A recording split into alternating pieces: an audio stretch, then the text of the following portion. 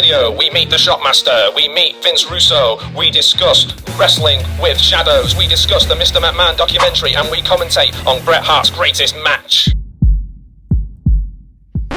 Matthew.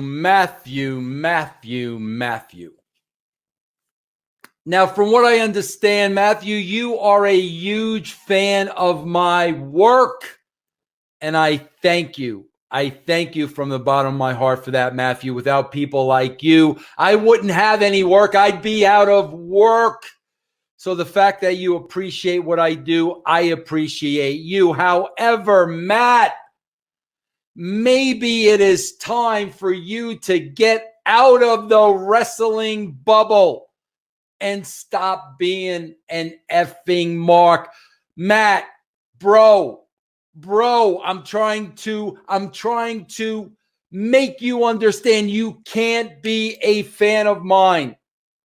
You can't appreciate my work and be stuck in the wrestling bubble at the same time. Bro, these are two different worlds. And this is not the Matrix.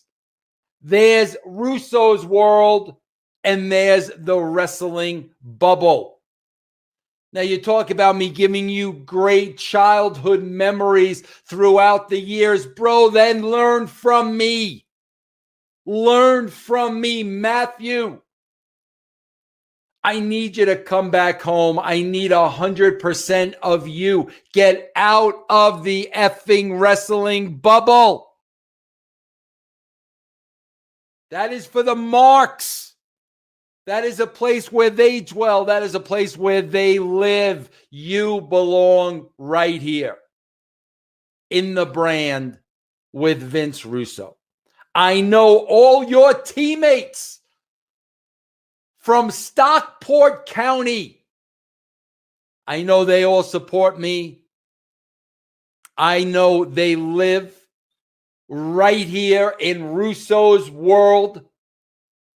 And together, Matthew, once and for all, we will pull you out of that bubble. Please stop being a mark.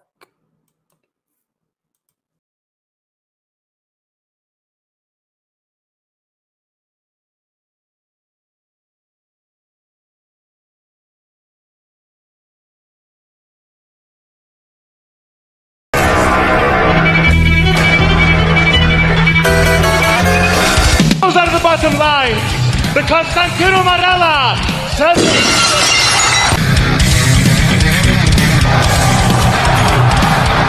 There you have it.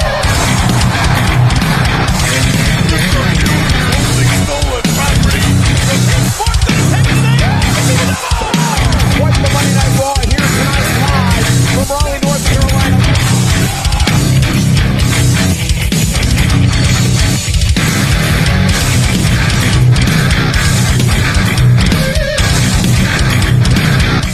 Shake it, baby, shake it, mama, shake it, mama, shake it, mama. Tell you something about Bill Goldberg. Everybody talks about Bill Goldberg. Well, there's one guy that can beat Bill Goldberg, and it's me. He prefers to just be called Goldberg. Tell him to say it to my face. Say it to my face, Bill Goldberg.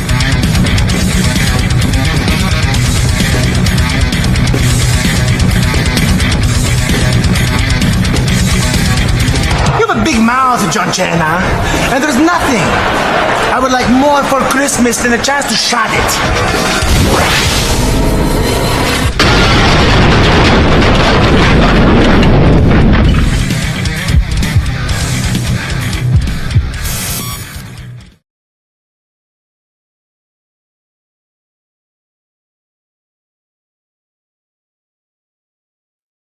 Unmute mic and say hello.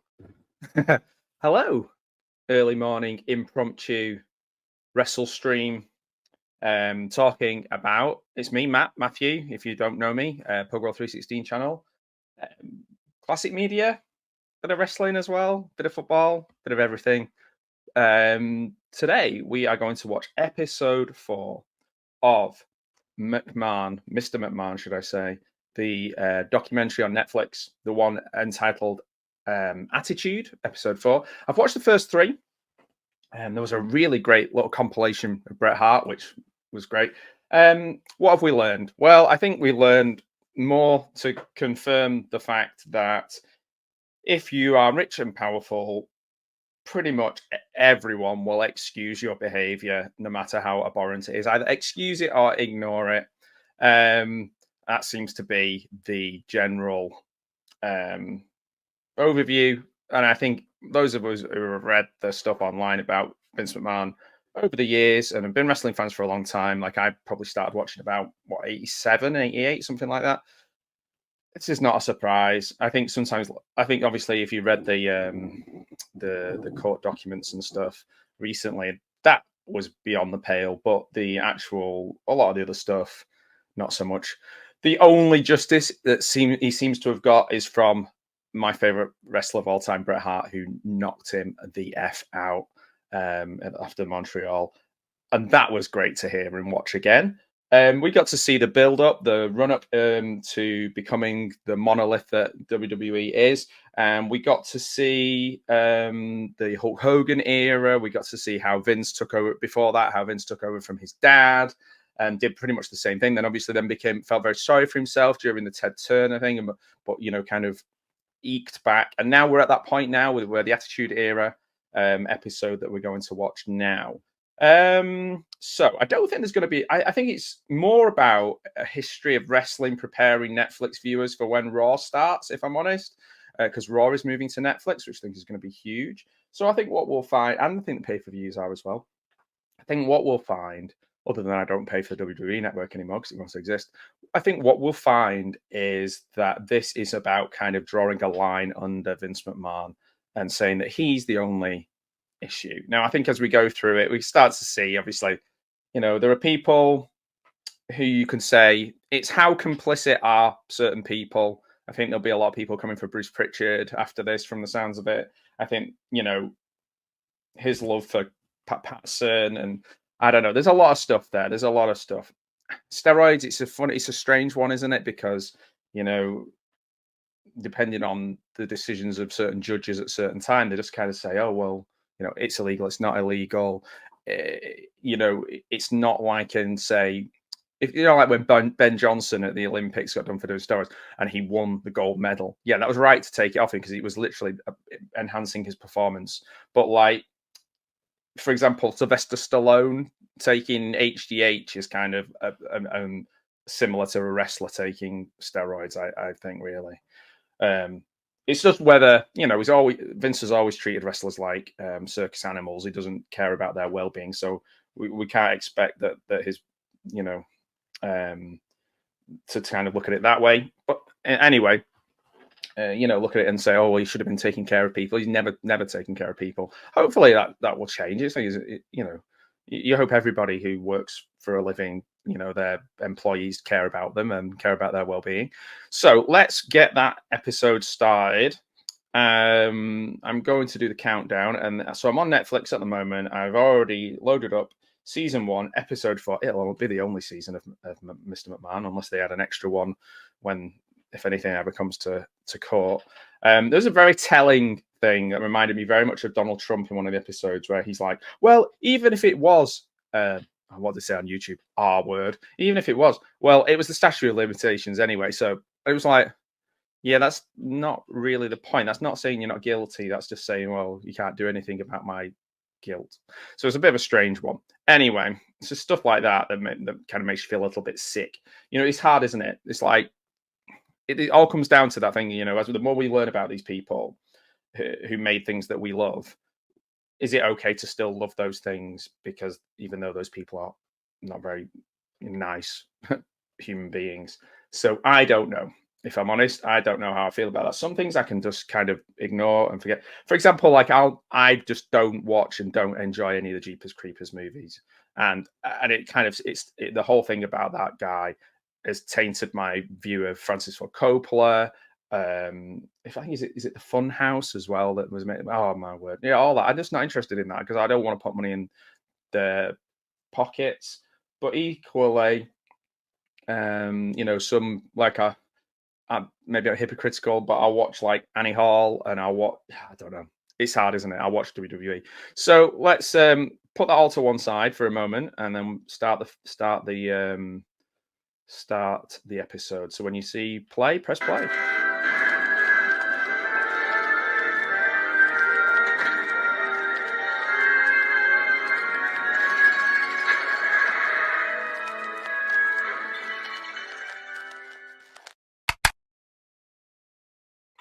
Boom, off we go. Da-dum. We got the Netflix logo and rated 18. This is a good like overview of wrestling in the the Vince McMahon era. And like I said before, I'd imagine the reason for this is what? To kind of draw a line under it. Talk about the elephant in the room. This is apparently the person who made Tiger King. I'm always interested in how much of an understanding of the wrestling business people making these documentaries have, but I suppose that goes for anything. It's just that I know a bit about wrestling. So it's a bit like the Dark Side of the Ring people. I know that they've kind of been accused of not sensationalizing things, but kind of picking and choosing a narrative to make a story. But I think that's just an issue with documentaries in general, isn't it? You know, how you edit it and how you portray people. You do have a choice on how you put them across on screen as a documentary. You know, is it just going to literally be fly on the wall, everything that happens, everything you see? Or are you going to leave bits out, put certain bits in, re-edit, recontextualize, change the music, change the order? You know, you can definitely make or break someone with this. I think with Vince McMahon, a lot of these things come across as very like things we knew already, a lot of them. But hearing some of the stuff, sometimes people like that, they incriminate themselves. I don't know if you've ever seen the Jinx, where the guy's going, well, you did it, you're going to get caught, you murdered them. He's talking to himself in the mirror, and he's still got his mic on. Obviously, that was an incredible moment. But things like that, where you kind of sometimes give yourself away. Louis Theroux's very good at interviewing people and leaving silences to get people to incriminate themselves. Ironically, he didn't manage to do that with Jimmy Savile, really. So, yeah. We're on episode 4 now. It's just starting up, just a little preamble about Vince's kind of background. So it says in 2024, he resigned from WWE after allegations of misconduct, conduct, assault, and trafficking. The majority of the interviews were filmed before these allegations were made public. It was worth saying that. So then it's just about to show the Montreal Screwjob. Those of you who are big wrestling fans will have seen this a bazillion times. One thing that I think is really interesting is that maybe made Bret, obviously was insanely angry, but very similar to the Wendy Richter incident, so he knew about that, was that Shawn went to put the sharpshooter on, put it on wrong, and then Bret showed him how to do it right, told him how to do it right, which I thought was quite funny. And then he put it on correctly and then screwed him. So yeah, then we're talking about the dirt sheets online, moving online. This is the kind of, everything, people knowing more about wrestling than they ever knew before. I also showed the curtain call in the last episode. We've got Dave Meltzer. He seems to have tidied up his room a bit since that side of the ring. He's like, oh, it's Netflix. I need to tidy up my room a bit. I don't know whether we should put so much emphasis on Meltzer as like arbiter of good matches, but that's a different conversation. Then we're having a look at the interview, Vince McMahon with a big black eye, said Bret screwed Bret. Oh man, I was the hugest Bret Hart fan. I mean, it was genius to create an evil character from this real life situation. I remember that episode of Raw afterwards where it was like Bret was going to come out, and I got all excited, and then it was like a little person dressed as Bret Hart, and they're like, he came up a little short on the offense. So he had all this heat, and he used it to become the Mr. McMahon character. And I think this is the episode probably where he's going to talk about, does he get lost in the character? I don't know. Is he reflective enough to say that? Does he get lost in the character and forget who he is? I just remember him as until this, oh, what a maneuver commentator. So I don't know. His voice is mad, and even now he's like, but I don't know what it is. Is it steroids that do that to you? Because Triple H used to have quite a high voice. He used to be like, a bit of a wise ass kind of voice. Not like that, but that sort of pitch. No, Triple H's voice is very much like change the trajectory of, like, very much like Vince's voice. Is that steroids? Because it's clearly, I mean, they both use steroids, that's allegedly. Michael Landsberg's off the record. This is a Canadian guy that used to interview wrestlers. I used to always think, how can I watch this? The advent of the internet, I kind of find on YouTube, try and find these. So we're looking at little graph showing the 83 weeks, WCW trashing WWE in the ratings. If you're watching this later as well, just give me your updates on what you think of the documentary in the comments or in the chat. Or the chat won't be live then, but you know, it's very early in the morning for a lot of people or middle of the night for some people. So if you're watching later on, just let me know what you think of the documentary so far. It's just, for me, strangely, it's been more nostalgic than I remember. It's not been that telling about Vince, other than like a couple of interstitials that pop up on screen about the current stuff. Current stuff is appalling. But we're currently looking at like things where it's not always gone well, like the gobbledygooker and things like that. The demographics change and how WCW really pushed for that older demographic. I find that quite interesting. We've got Sting coming down from the rafters.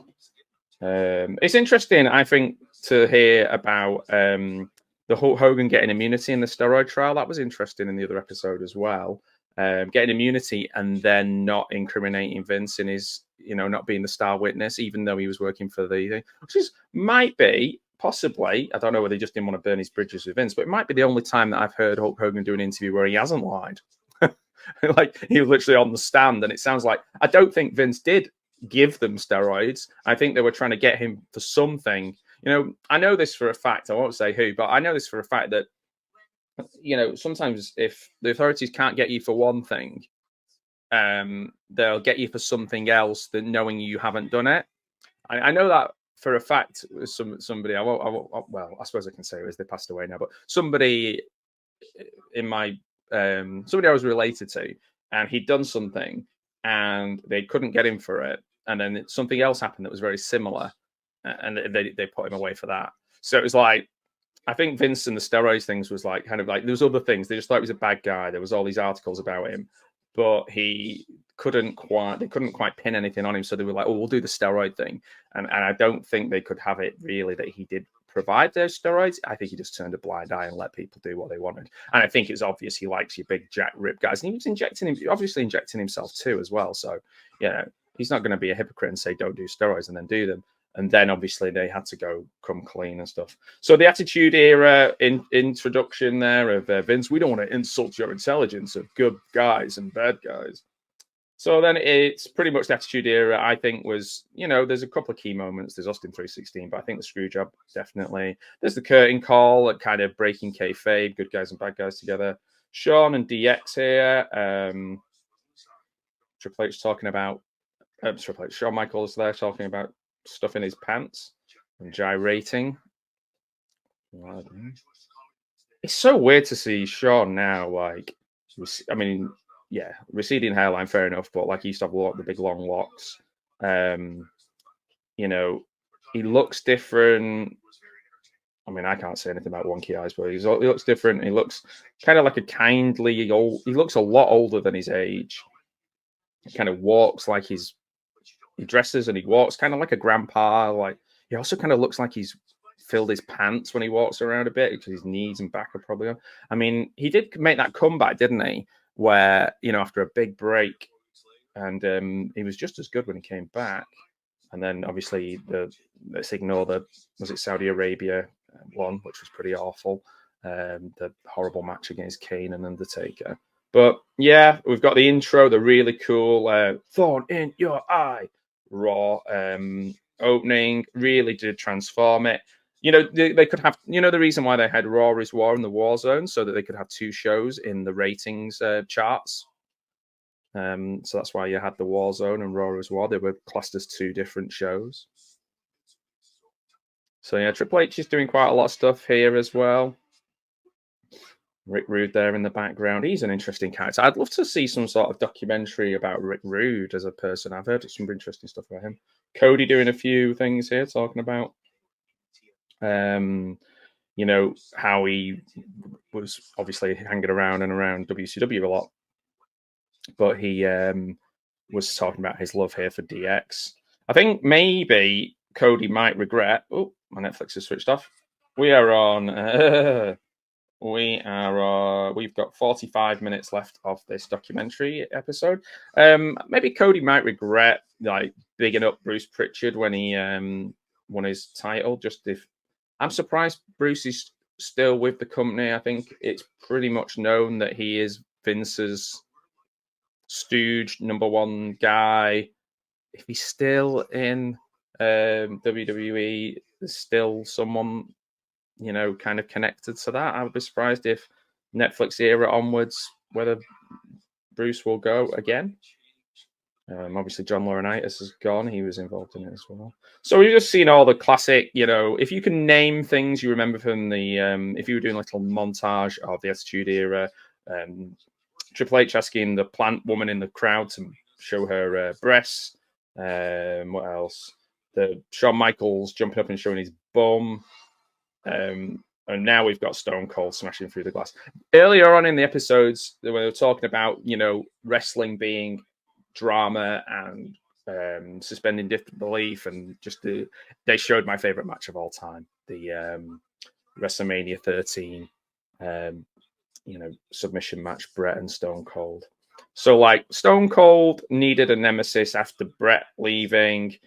Stone Cold and Shawn is kind of done. Stone Cold and Mr. McMahon took off. I think, you know, it started with the Mike Tyson thing. You know, you ruined it. You ruined it.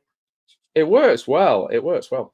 Bit disappointed in Steve. I love Steve Austin as a wrestler. I know there's some sketchy stuff about him before his current marriage, but and I love the ECW. They're showing the ECW Austin Monday Night Quill. But yeah, which I believe is something to help you sleep. And we've got the same birthday as well. But me and Stone Cold. But one of the things I would say about Stone Cold is that he said something ridiculous like, "I don't believe in CTE." I was like, oh, I've looked into it. I have a guy, and I was just thinking, don't talk about medical things if you don't know about medical things. If people are going to listen to you, it's fine for me to say it, you know, with like a very small audience of people watching, and mainly friends and family. Well, not family, they probably don't watch. But you know, for him to say that, people might listen. Of course, traumatic brain injury has caused a lot of, you know, deaths and a lot of changes in behavior and personality, and there's evidence, and there's a lot of stuff about CTE to say that it's 100% a thing.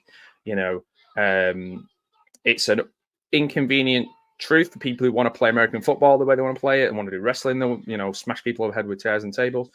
But ultimately, CTE is a real thing, and it's awful. And if you can negate those risks, then do so. You know, come on, ridiculous. So yeah, we've got Paul Heyman now.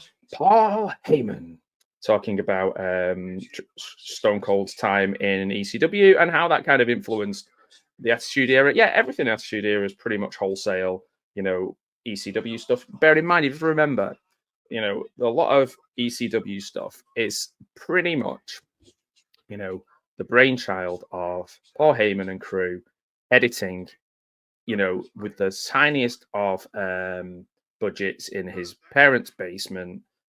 And it was quick, and it was well done, and it was influential, and certainly influential on this. We're going back now to the curtain call. I think it's basically, we're talking about how kayfabe erodes, good guys and bad guy eroded, and we're in the era of the anti-hero, which kind of ties in, I guess, with new metal, South Park,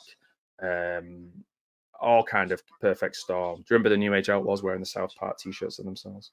Stone Cold, people forget the Steve Austin technical wrestler side of him as well. Obviously, with the injury with Owen Hart, when Stone Cold came back, he couldn't wrestle in the same style. And the guy, I don't know, he looks all right now. Obviously, he's healed up or rested up, but like knees gone, both knees gone, back gone, neck gone. John 3:16. He's talking about John 3:16 signs.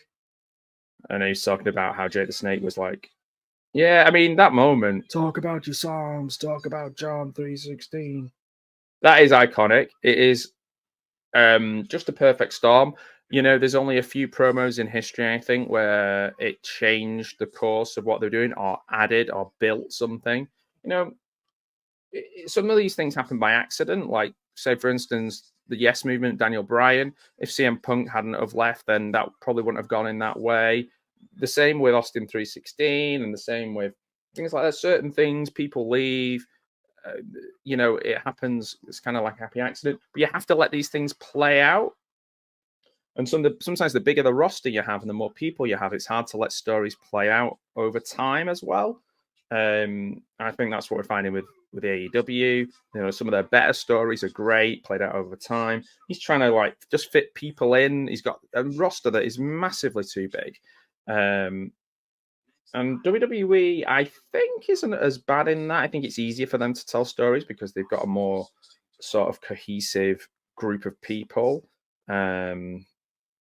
But yeah, I don't know. So we're talking about Stone Cold here, sat in a garage, talking about the Monday Night Wars, the storylines in WCW being absolutely awesome at the time. And then he's just kind of got, I think he's pretty much talking about someone to play off, and who's better to play off than somebody everybody hates, Vince. Because it's hard to kind of, it wouldn't have worked if they'd have made Stone Cold into a kind of more overt babyface. I was going to say eat your prayers and tell your vitamins, but you know, maybe that's what eat your prayers. But yeah, if it had been like that, it wouldn't have worked. He still needed to have that edge, and they also need to have a good foil. So when he brought out Mike Tyson and Stone Cold ruined it, I remember it vividly. It's like one of the few things in wrestling. It gives me like goosebumps. Is that where he's like, "Oh, if you don't understand, I've got a little sign language for you." And it was like, it was so good. Oh, Mike Tyson, like, who's your favorite wrestler? He's like, Cold Stone. I love Cold Stone. Kiff. It's Shane, obviously massively into boxing and martial arts, and I believe he nearly bought UFC. Bringing in Tyson as special enforcer just added to that. I think if you add a celebrity or you add somebody from legitimate sports and they buy into it, and they're not lazy about it, and they bring different eyes to the product, and they do it in a creative way, and they're invested, and everyone's invested, and they're in the storyline, it works great. If they're not, then it's weird and it feels very jarring. So, talking about Mike Tyson's image at the time, and how he just got out of prison and biting the ear and things like that, and how maybe no one else was going to touch him. But he got a decent amount of money for doing this. Oh man, these late 90s big collars thingy, where Tyson pushes Stone Cold and then they go for it. It's it did kind of make things feel a bit more real at the time, and I think that's what you needed with the Attitude Era. That there was an element of danger and reality to it. I mean, they needed to get Shawn to this WrestleMania so he could pass that title over. Having his back was absolutely shot. You've really got to look at him, and he's on pain medication. I don't really. Hi, Larry. Good morning to you, my friend. Good evening or good night. It does pops up because it was filmed a lot of it before then, so it pops up a bit with like these things happened after we talked to him, but it's more of a potted history of Vince and on WWE or WWF as well, and up to the present day. I think to just draw a line under it before they move on and give people, like, there's some really cool stuff. There's a really cool Bret montage. There's a cool WrestleMania 13 montage. We're currently watching the great Shawn Michaels, Stone Cold montage. So there's a lot of good stuff. Even Rocky has a montage. It's enticing. But so I think it's just maybe another way of getting people who don't know much about wrestling into wrestling. But to be honest, it might be better just if you were a new watcher of wrestling, just getting into wrestling for the first time, just watch it from when it starts on Netflix, and it'll be like season 1, episode 1 kind of thing for you. There's Mike Tyson with Cold Stone. Or is it Drederick Tatum? It might be Drederick Tatum. Huh. The Mr. McMahon character. So straight away, press conference after WrestleMania, you've got Mr. McMahon like not happy that Stone Cold is the champion, which is quite funny. Vince, are you turning into the bad guy? They're booing you.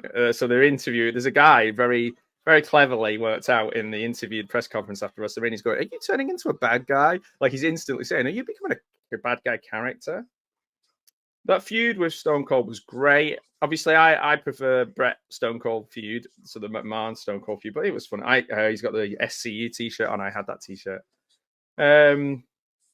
Yeah, who else could you have had? You know, I don't think The Rock was quite there yet. He was about to be. And when we get like because we had to have the ministry and the corporate ministry and the nation and all that kind of stuff happen to get Rock to be on Stone Cold level. And then obviously we're Limp Bizkit it all the way to WrestleMania. So Vince was important in that build up. Vince's understanding of bringing his family and his own stuff into it. I think he might even say this himself. I don't know if he's that self-aware that it blur the lines of fiction and reality and what's going on in his own life. Like I heard that there was a story where Stephanie was going to have a baby and they were going to reveal that Vince was the father. Like that's messed up no matter how you look at it, even in a storyline point of view. They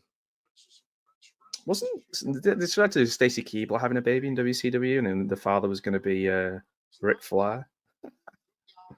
So yeah, and we're back to Tony Atlas. Tony Atlas has been interested in this. Tony Atlas has been like saying stuff like he pulled on my Pat Patterson pulled on my wiener, like, and he'd be like, what? And he goes, yeah, and the guy's like, what? And he's like, yeah, he pulled on my wiener. I didn't like that about him. So, oh, did you tell Vince? And he's like, I tell Vince, he's the booker. Like, I wanted my job. I think like Tony Atlas is a strange guy. Don't Google and look at Tony Atlas's stuff if you're not into feet or being like he really likes getting like trud on and beaten up by women.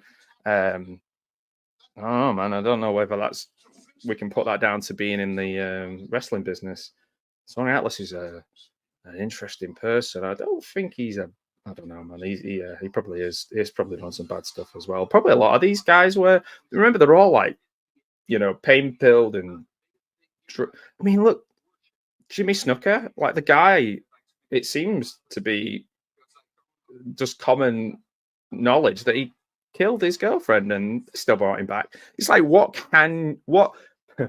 could you do in the wrestling business to not be able to come back? At the moment, it seems like Vince is at that point, but like the guy is, in his 80s anyway.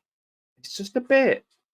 Well, I mean, I guess that's just maybe like the big discussion, isn't it? Since Me Too and cancel stuff and all that, like, is what can someone do for them to be done completely in the entertainment business? Like, if you've got enough money and enough power, you seem to be able to get away with anything. Come back. It's like Ellen DeGeneres. Like, people said I was a bully. People said like I've got cancelled from, I've got cancelled from popular culture on her Netflix special. It's like you're getting paid probably millions for that, and you're on Netflix. So tell me again how you're cancelled. Like, I don't think it necessarily is a thing unless you go to prison for stuff, and then you don't want to lump people in who are just dicks, like just bad people, like nasty people or unkind people. Put them in the same category as someone who's murdered or assaulted or done something terrible, like heinous. You can't just put everybody in. There is, the judge jury stuff works like that too. It's not like you stole that Snickers bar. Yes, I did. And you go to prison, and it's like. Right, 10 years. You murdered that person? Yes. Oh, 10 years for you as well, because, it's all bad, isn't it? So, like, there's definitely stages to this thing. And I think Vince has done some pretty heinous stuff. I'm inclined to believe the latest stuff, but again, I'd like to see the thing is, some of the stuff here, he's kind of, I think, dropped himself in it by saying, statute of limitations is up rather than I didn't do it. And then you know, it's a bit like politicians now. Like the idea is we're in a post-truth society, so just say you didn't do it long enough, and that's fine. And even if you did, just say you didn't, or refuse to answer it, or blame it on somebody else, and you'll be fine with it. So, you know, accountability often comes down to your willingness to accept that you've done something. And a lot of these people would never do that. They just never accept it. I think a best way for a modern politician to get the popular vote would be to be like, do something wrong and come out and go, I did it. And I really, really did this thing. And and you know what? I made a mistake. And this is why I did the mistake, but I'm not going to make any excuses for it. In fact, I'll never do that thing again. And I'm sorry. And be like, whoa, shit. Like, that'd be like mind blowing. Hey, Skeleton. Good to see you. Too sweet. And we got the Horror Cat Dad watching as well. That's awesome. So, yeah, we've got Vince became a great heel character. Let's not, you know, there's people say these characters are often yourself multiplied, and those are the best characters. So, like, you have to have that little kernel of whatever it is inside of you to do it. But also, you know, do we say that about actors as well? I guess we do. We have some actors who are great at playing villains. But then often we hear that those people are lovely, kind people. You know, that it is called acting for a reason. I know I always go back to that Martin Freeman quote about, you know, saying about what a like crappy thing it was for like Jim Carrey to just stay in character as Andy Kaufman.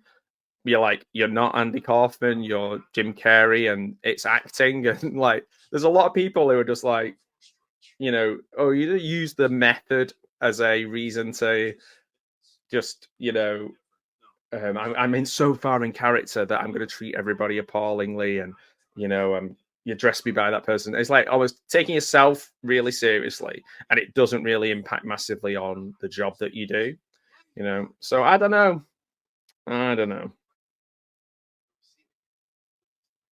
So some people are saying that they're talking here. Bruce is saying that there is a Mr. McMahon in real life as well. Yeah, no shit. Like, of course, you know, he's not that great of an actor that he...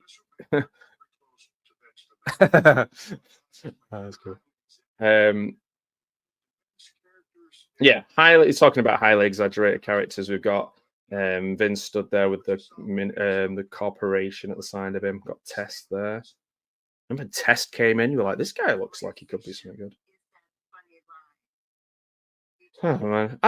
You know, Linda McMahon is like completely indoctrinated into this whole thing as well. Obviously, she had political aspirations and she's a big like Trump supporter and what have you. But like, you know, the guy is like opened up. He's like, listen, I did not assault that woman. I just had a consensual affair with her. Like, and the wife is there going like, yeah, that's fine. Like, that's not how.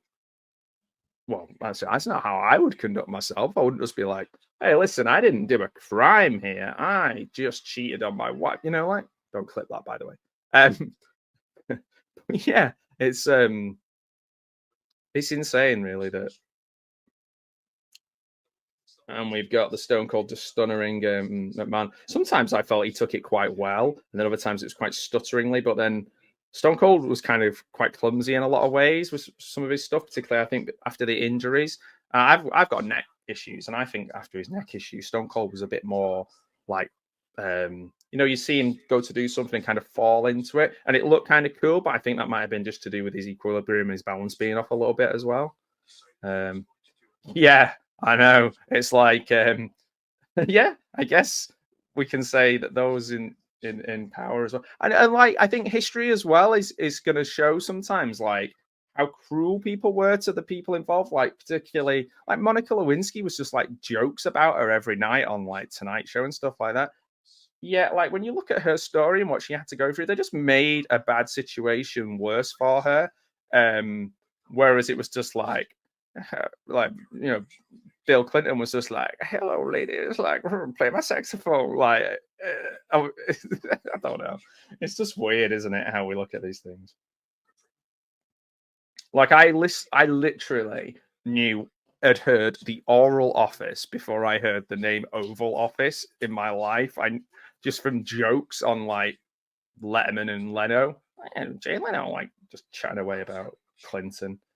So we've got the Eric Bischoff just trying to get under Vince's skin and stuff like that. I quite like that. Do you know what? I mean, I'm sure Eric's made some business decisions that weren't the kindest to his employees, but I don't know, man. Like, he seems like his family are pretty normal and down to earth. He's had like kept his feet on the ground, left certain things at certain time.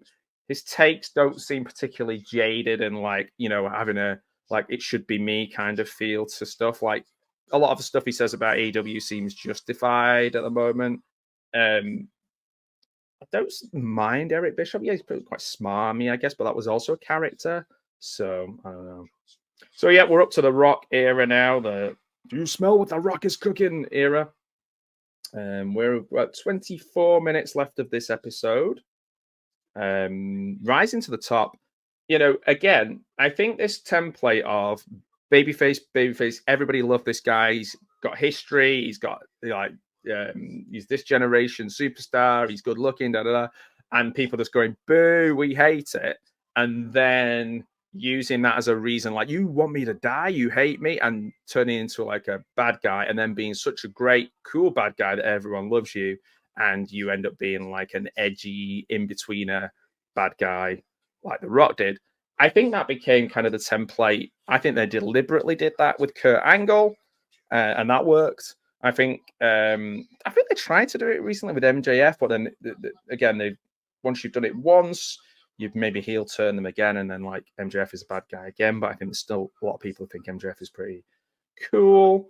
There's some people, I think, I don't know. I'm trying to think if there's people that they're doing that with now. I guess Roman Reigns, where they just tried to get him over as a Superman for ages and ages and ages, but it took him being this kind of mafia don, Samoan mafia don kind of character for people to think he was cool. And now, even all these years later, he's starting to be seen as a good guy. But people just threw Roman Reigns back in the face.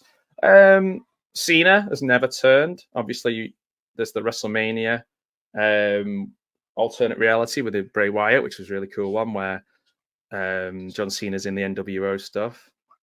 I don't think he's on his last run now, isn't he? So yeah, so we've got a little reminder of The Rock and how not to build a superstar, but in a way it worked well. I think as Vince got older, and in the last few years, when things weren't going their way and the crowd were going, no, we don't like this, I think he would just give you more of the thing you didn't like, almost I know better than you kind of approach.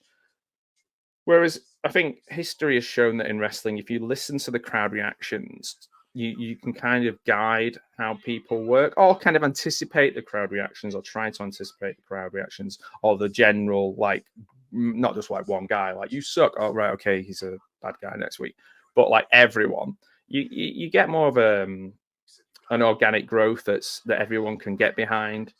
The ones that later years, like I said before, the Bryan, the Punk stuff, I think were more accidental than by design. I don't think Vince has ever looked at someone like a Daniel Bryan or a Bryan Danielson or CM Punk and thought, this is my guy. It's interesting though, the Rock trajectory, the shift in Rock is really interesting how that worked, because it did become a bit of a strategy. Well, that's saying Rocky dies, and right, die Rocky die. I remember that, and I remember like Rocky sucks. They got that really well, and you know, these cadence changed slightly. He slowed his voice down. He didn't, you know, he had the little his ring style didn't change a lot, other than not doing a lot of the flip flop and fly stuff. He did a lot, you know, everything was quite crisp, but he just brought it all together. Here we had him the replay of the Montreal Screwjob to give Rocky the belt, again, at the time, I felt like, oh, geez, are we still talking about this? And this was in the 2000s. So, like, Screwjob's never really gone away. Like, I love Bret. I think he's great. And Vince makes a point saying that he's my belt. Like, I have the creative. And I know that there was in a contract that Bret had creative control. So in which case, legally, he broke that. So that's slightly different. This is where it's the same with the Hulk Hogan, Vince Russo thing. Like, if it's in your contract, even if you're holding the pencil, you've got to kind of take into account the things that you're legally bound to do. So those are the two issues of like gray areas. The rest of the time, you're at the mercy of the booker, and you might have their ear. You might come to them with ideas. They might be great. They might not be, but they don't always have to go with what you want. It's like there has to be a boss, a manager, somebody making an ultimate decision, doesn't there?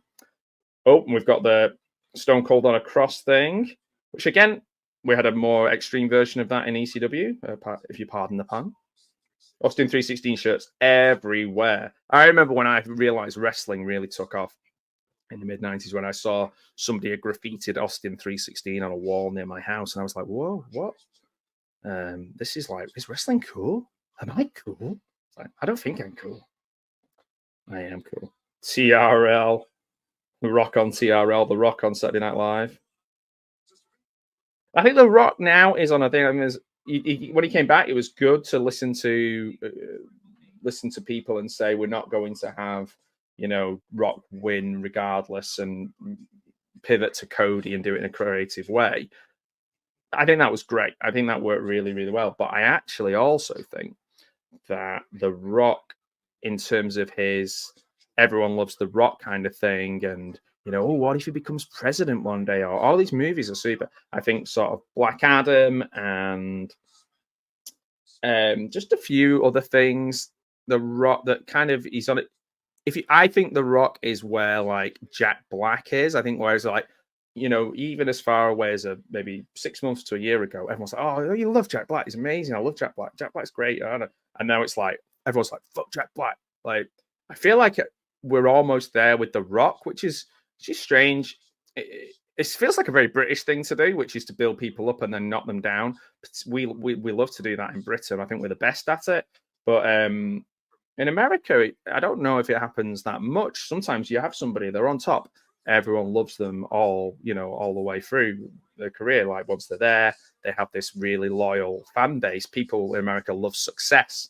Whereas in Britain, we tend to look at success and go like, oh, we really want that guy. We really want that underdog to do well. And then when they get there and they're there for a while, we're like, nah, they sold out. They're weird. They've gone, Hollywood, or they've gone to move to London, or, they've got this different attitude, or they speak in a different accent now, or they think they're hot shit. And like, we knock them down straight away. So I don't know, man. It's a bit weird. So we've got some little stuff here. Like the Mizark Henry stuff. So some of this stuff, it definitely wouldn't fly now.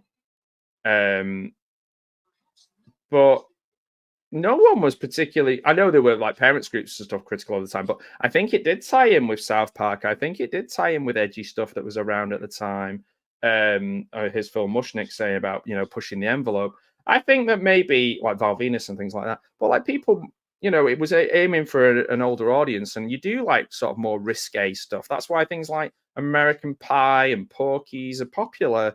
It's not like older folks watching those really. It's like teenagers and early 20s.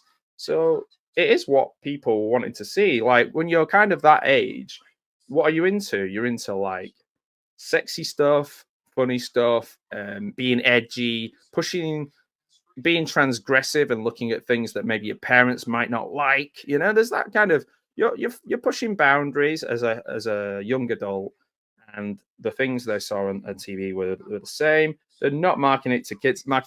However, they were also, the thing with WWE was, or WWF, was they were marketing it to kids as well.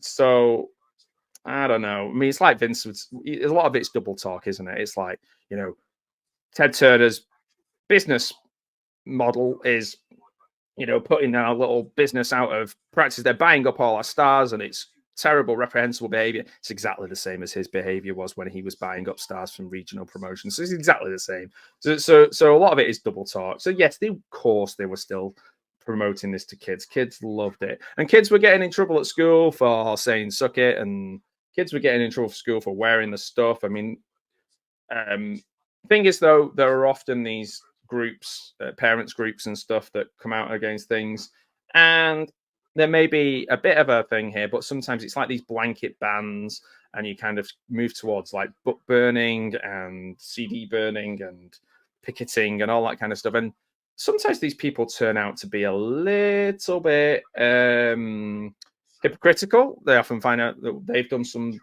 deviant stuff, or maybe they have a little point, but it's lost because they grandstand and make it into a massive thing. So like someone like in the UK, Mary Whitehouse, people will talk about her, the video nasties and other things. Some of what she was saying was right. And that's a bit of a weird thing for me to say, because I'm not like pro censorship or whatever.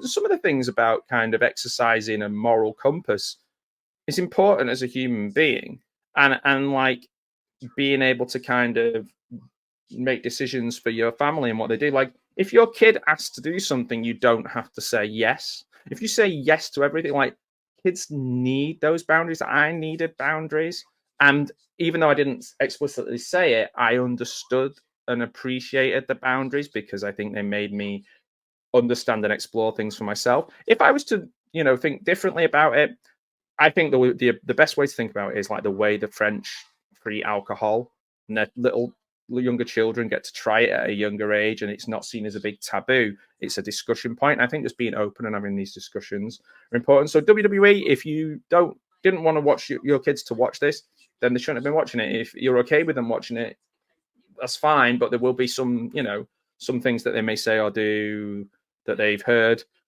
Jerry Springer sort of stuff, that they might just say those things. Like you're not going to suddenly just say "suck it" for no reason when you're like 9. Yeah, I think it's good. I think it's like it's just saying it's showing American Pie here. It's showing. Is that Jessica Simpson? Oh no, Christina Aguilera. Girls Gone Wild. Yeah, the Girls Gone Wild stuff's a bit weird as well. A bit questionable. I mean, the thing is, the Vince Russo approach to this is, lowest common denominator stuff. But let's not pretend that Vince was the guy making the final decisions on this. And Vince Russo went to WCW, tried some of this stuff. It's not just a case of put some boobs on TV and people will watch it. Yes, to a certain degree, they will. But there has to be something else in wrestling. It has to be like a buffet of stuff. And if the buffet is just full of boobs, sorry, I lost my train of no. Yeah, it's just not gonna wear. You got to try and appeal to as many different people as you can. And I think you use all the tools at your availability. There's obviously ratings and TV standards and practices, which will be interesting because Netflix is not network TV.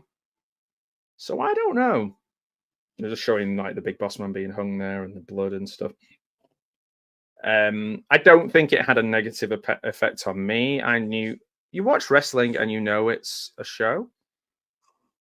Like, if you don't, then that's a worry. Like maybe it isn't appropriate for you to watch it if you don't have the capability to understand it. Yeah, I know. I was just saying buffet of boobs is like a bit of a. There's also my it's like my POD Christian what you call it, a new metal band, Bucket of Boobs. Oh, sorry, no, not Bucket of Boobs, Buffet of Boobs. It's more classy. Yeah, Owen Hart coming back. Like they're trying to have him as like a black heart, like my brother was screwed over. And Owen staying. I like Owen. I think we're going to go into a sad period of time here,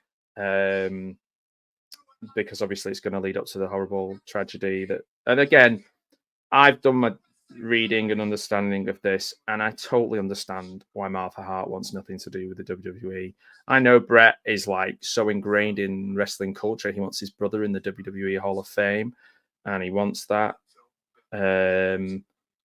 But you know, if that was me, if I'm Martha Hart and her position and her family, you know, I'm not going to look at it and go, oh, you know, these things happen.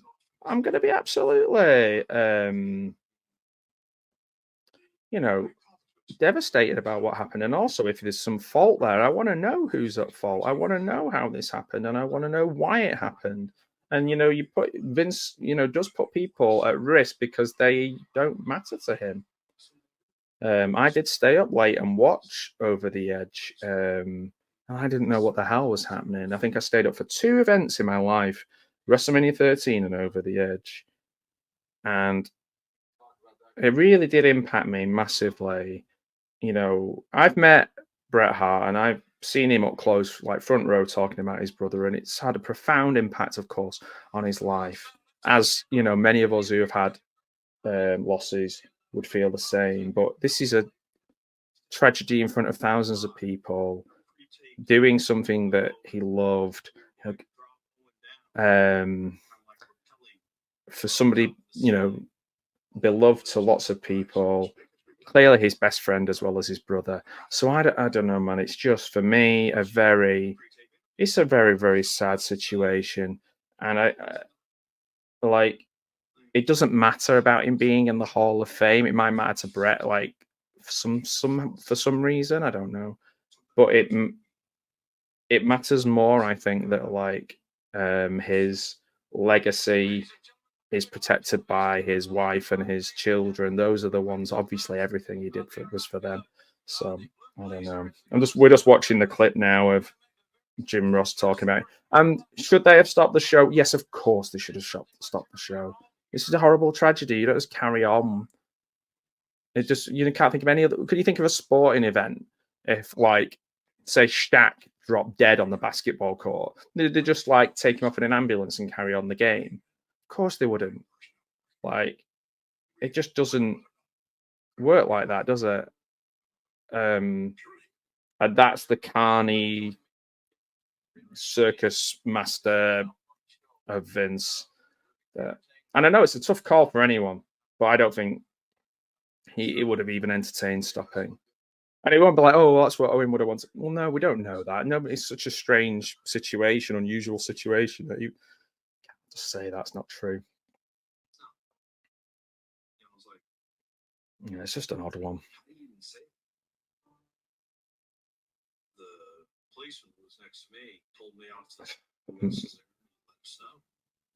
It's just so tragic, and seeing the pictures here as well.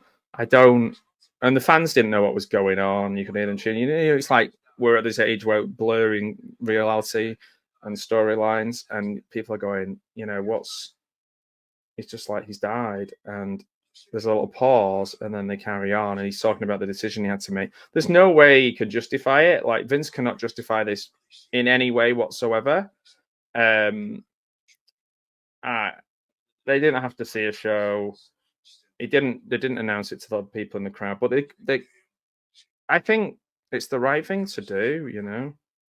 You know, it's obviously like Jeff Jarrett. It's had a massive impact on Jeff Jarrett as well. I've heard interviews with him and seen him things.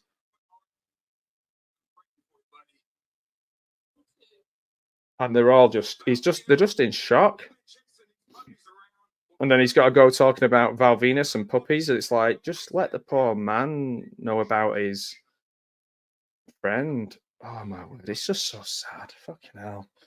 God bless Owen Hart, you know. You know, and anybody who criticizes Martha Hart, if you've ever lost a relative, I mean, you've never lost the one in that way, you know, you don't get to comment. There's Owen for you. It's just, it is. I found it disrespectful, you know. Yeah, it just.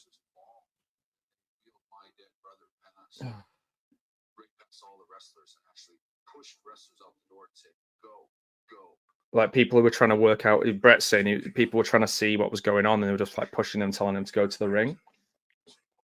Vince is saying people had every right to say anything negative they want about it. Said if Vince McMahon had dropped Shane McMahon from the ceiling and he splattered on the mat, I don't think he would have scraped him off and then set the next match up. Wow.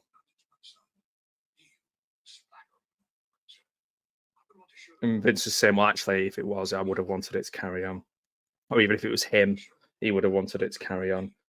I mean, he has to carry that with him, and you have to make these decisions. And, like, you know, I've been involved in big, not like that, but like big decisions where something really bad has happened, like by accidents and stuff like that.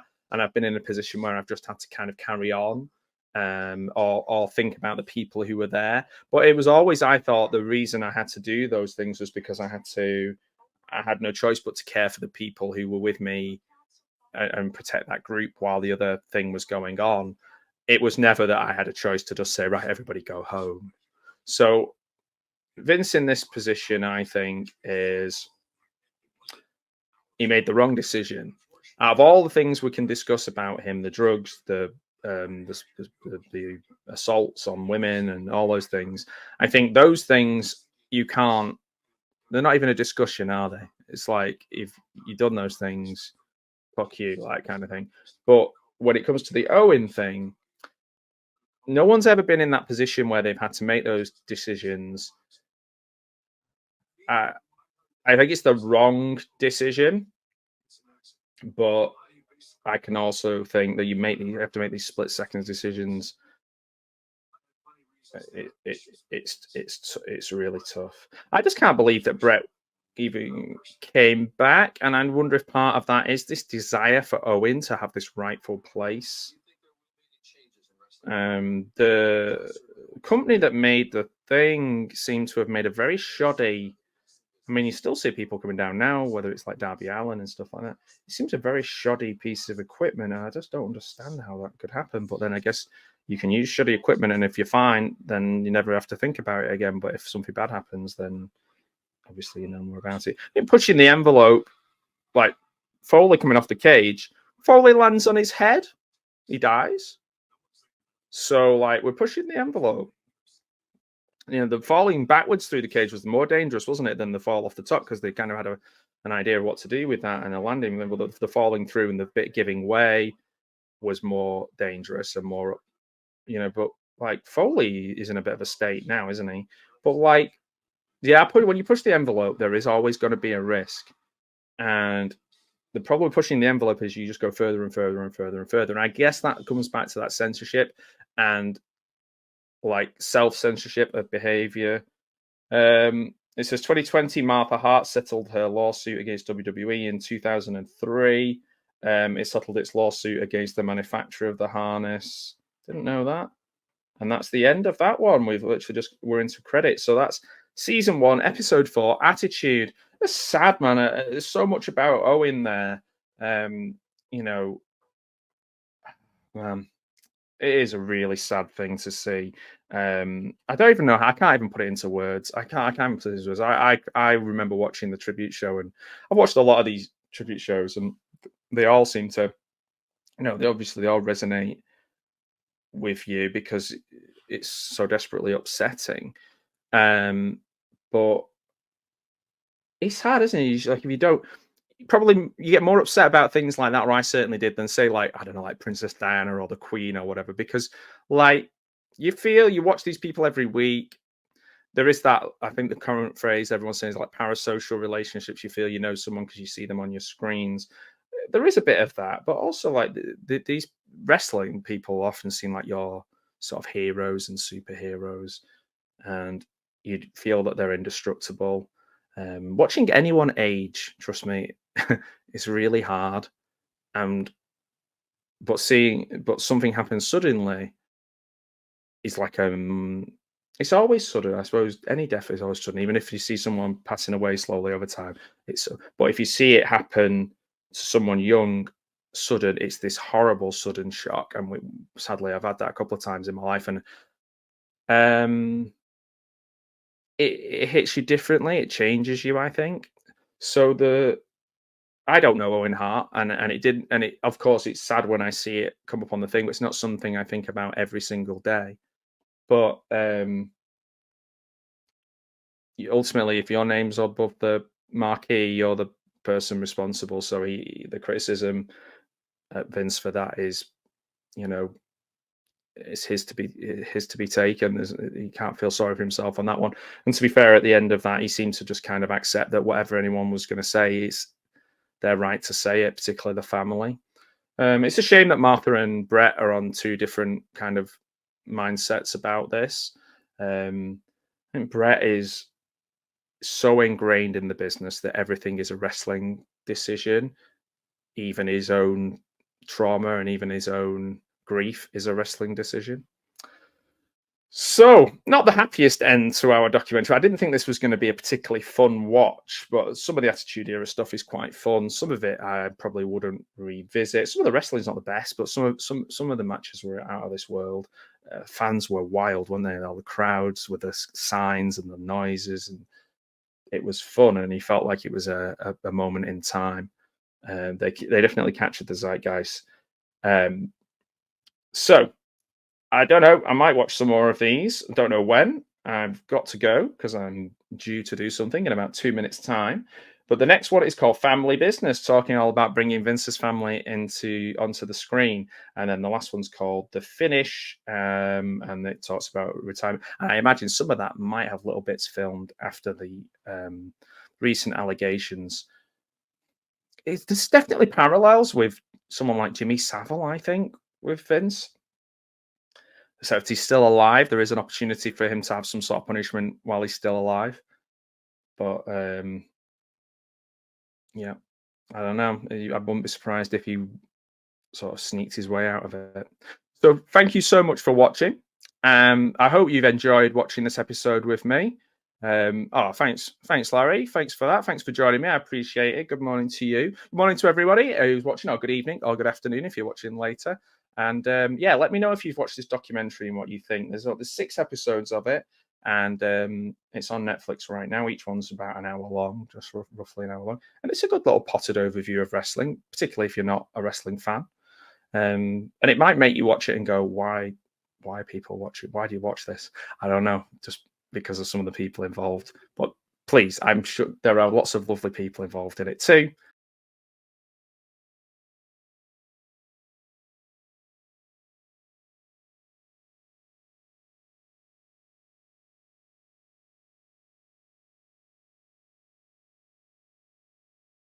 It's Bret the Hitman Hart!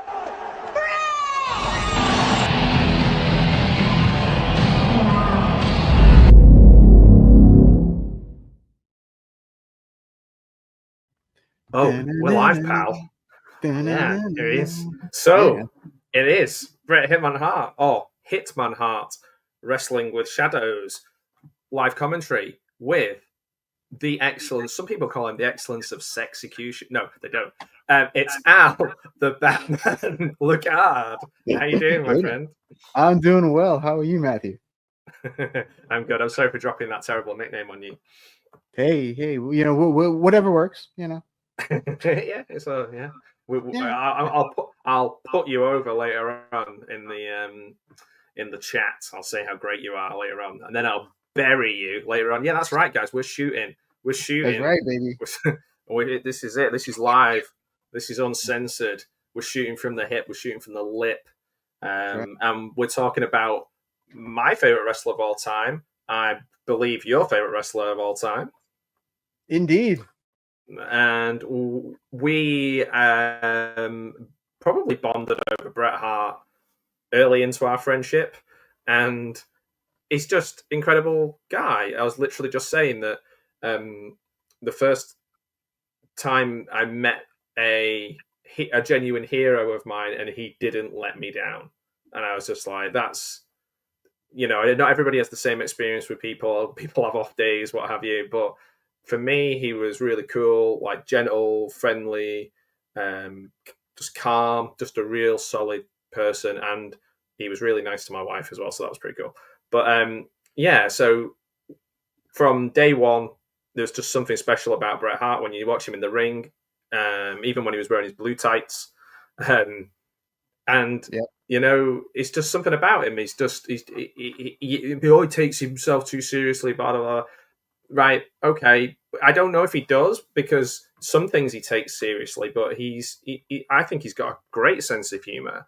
And I think a really interesting personality. And this is one of the rare occasions where, for somehow, he managed to get a camera crew to just be able to follow him around in what happened to be the most tumultuous part of his career. So, what brought you to Bret Hart, like as a fan? And then maybe tell us a little bit about your thoughts on this documentary before we get started. Well, okay, so let's go back to when I was a little kid now. So done it. Back then, as you probably know, tag team wrestling was the bomb. It was just so good. And of course, the Hart Foundation was a big part of that. And, you know, their matches with like the Bulldogs and, you know, Demolition, all these like awesome, the Rockers, like they just blew me away. Right. So I loved the Hart Foundation when I was a kid. I loved them. Then when I was 10, I went to my first live wrestling show. It was a WWF house show in New Orleans. And as we were pulling up, we were behind Bret and Anvil in the car. They were right in front of us. So I like freaked out. I was like, oh my God, it's Bret Hart and Jim Neidhart. Oh my God, you know? And yeah, so from that moment on, I was just a massive fan of Bret. And I followed him through his entire wrestling career from then, you know, from kind of then on. Wow. And, you know, even when he was heel, I love him. He's a heel. Yeah. Yeah. Wow. Yeah. I mean, he was only a heel to you horrible Americans. To us around the world, he was still a hero. He was still y'all's hero. That's right. Yeah. and to me as well, because you know I was like, let's go Canada. You know, I mean, I'm French Canadian, so you know, yeah. It was hard to. You were a fabulous French Canadian, but one of the hardest things was that I desperately wanted to get on board the Steve Austin train because he was so cool and amazing. And I think I just became a fan of him and was like, I think I know I'm getting something special because these two guys are fighting each other. So I can kind of support both of them. But that's the only time it was my love of Bret as number one was ever really tested. Because Stone Cold crossed over to like people who didn't know wrestling, and I know that was the same for Hulk Hogan. But we were like people of our age. We were much younger when that happened, and we didn't know what was cool and what wasn't cool because we were so young. It was just like Hulk Hogan, Ultimate Warrior. Hulk Hogan was right, yeah. But Attitude Era, we're like teenagers, and we're like, oh, people are talking about wrestling, and like, yeah. So it was a weird moment where I was my love of Bret as number one was kind of just tested by Stone Cold Steve Austin, showing the power of him really as a character. And that's my favorite match of all time, WrestleMania 13. That submission match has everything. So this documentary, I would put this alongside Beyond the Mat as like ones that people can watch who don't like wrestling and find it really enthralling and interesting. Would you say or not? I would definitely say I would definitely say both of them. Yeah. The thing that fascinates me about this one is just the fact that they had all these cameras rolling and stuff, and all this crazy stuff was really happening backstage. So like they caught all this insane footage and just it's complete madness. It's bonkers. It's you know, and it's a miracle that this was happening. How did Vince allow, like, you just said, get the hell out of here, you know, like on day one, like you just expect to be like that. So yeah, it's mad really. It feels like you shouldn't be there. It feels like you shouldn't be watching it. Whereas Beyond the Mat's a different experience. It's like in a way a lot more fun. There's a little bit of Foley there that's a bit more like, oh, this is a character that I'm interested in his backstory, and then kind of got a little bit more of behind the curtain with him on the actual show.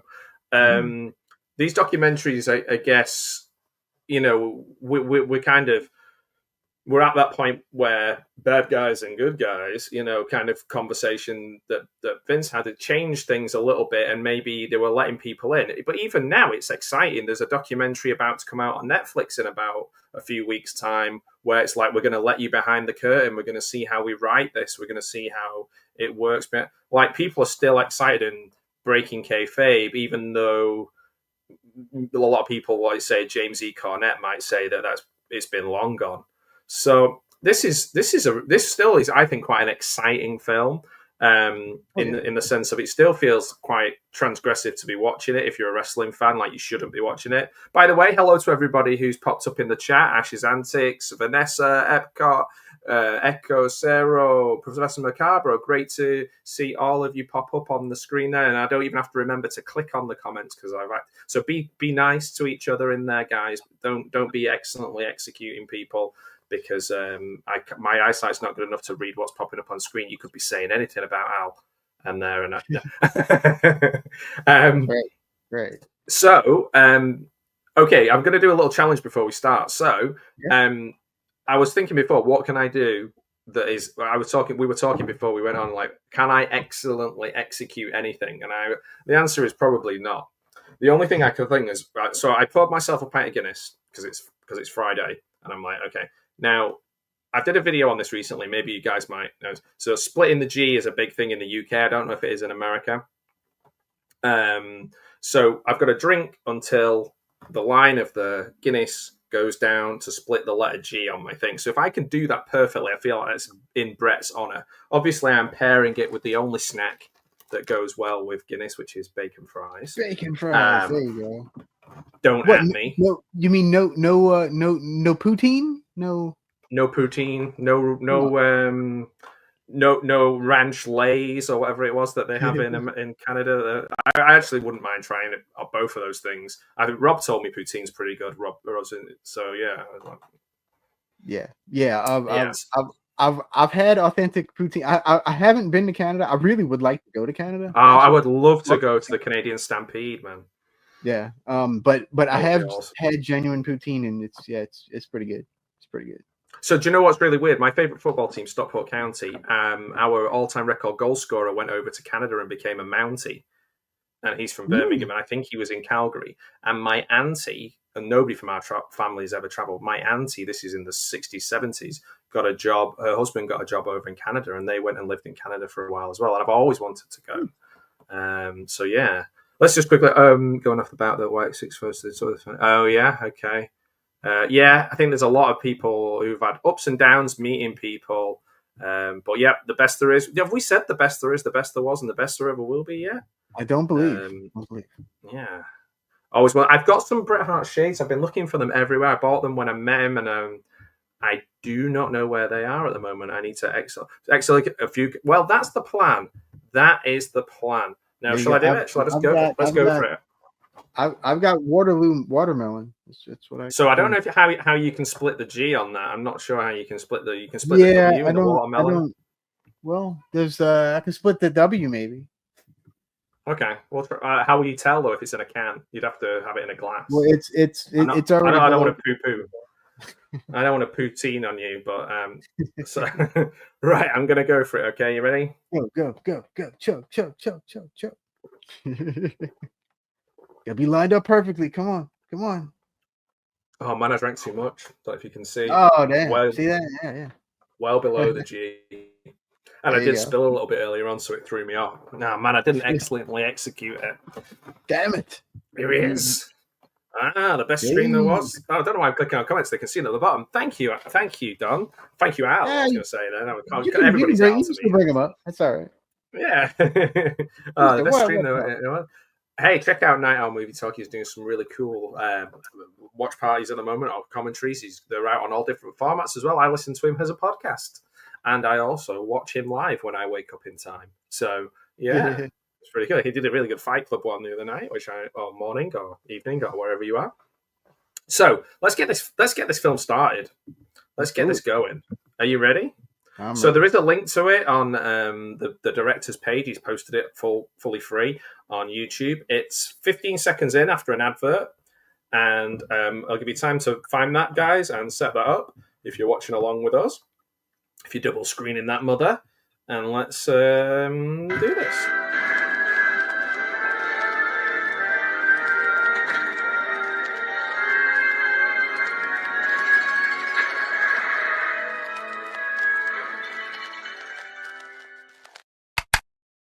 Play. Let's go. Of course, mine froze. Yeah, there he is, and we get to see Bret walking down the backstage area. You get to see people spell Bret with 2 T's in a lot of the signs as well in these things. It kind of winds me up when I see signs spelt wrong, but then I'm thinking, like, I don't know, man. I care less about that the older I get. The Pug Bat Foundation. I like the Pug or the Bat Pug connection as well would be quite good. Yeah. Managed by the Prof of the South. Oh, yeah. Professor Macabre with the big, easy now, the big megaphone would be incredible. Oh, that would be nice. He's got that. Yeah. So it's got this kind of really interesting, dramatic music in the background of the documentary, hasn't it? It's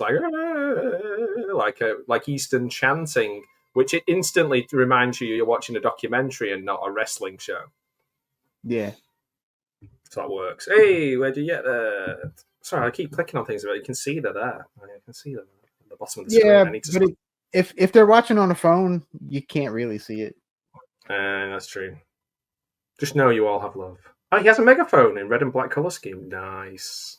All right, so what timestamp are you at? Because mine 1 minute. Restarted.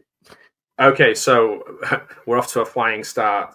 Yeah, we're doing great. 1 minute, 52, 53, 54. And it's showing Bret going around different places and just being a goddamn hero. Let's see. Because, yeah. We just clicked on 2 minutes 8, 2 minutes 8, 2 minutes 9, 2 minutes 10. I'm almost there. I'm trying to get it because I actually have the Vinegar Syndrome Blu-ray of this because I'm a nerd. Because you've caught the Vinegar Syndrome. I did. All right. Is he walking down the hotel thing? Yeah. Right now? Okay. Yes. With who invented the bag on wheels? I don't know, but I love those. And when did they? They've not been around forever. Like they just happened, and then everybody had them. Yeah. Well, I mean, it made it so much easier. I need to get myself a Calgary Hitman shirt. Yeah. In fact, the hat he's wearing, I would love to have one of those. The Hitman. It's nice. I'll tell you, I think it's like the Roots of Fight, or there's definitely the ones who do like the Muhammad Ali t-shirts and stuff like that. I think they do some Hitman stuff that looks pretty cool, but it's like super expensive. Of course. Yeah, I got this shirt. I want to say WWF shop or WWE shop. Whatever. I used to buy a lot from them back in the day. Same. Get them shipped over to the UK. I have a closet full of WWE shirts that no longer fit. So I've got like an SCU Stone Cold one, the original Austin 316. They've fallen apart. I got a WrestleMania 13 one specifically for when I met him.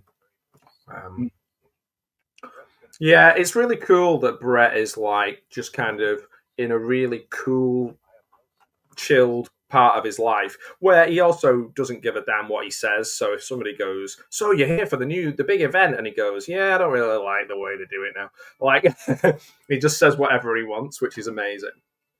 But he just seemed, when I met him anyway, so probably 5-6 years ago now, he seemed really cool and chilled and relaxed then. But I think like he's got over those big health issues, and he just seems happy in his life and settled.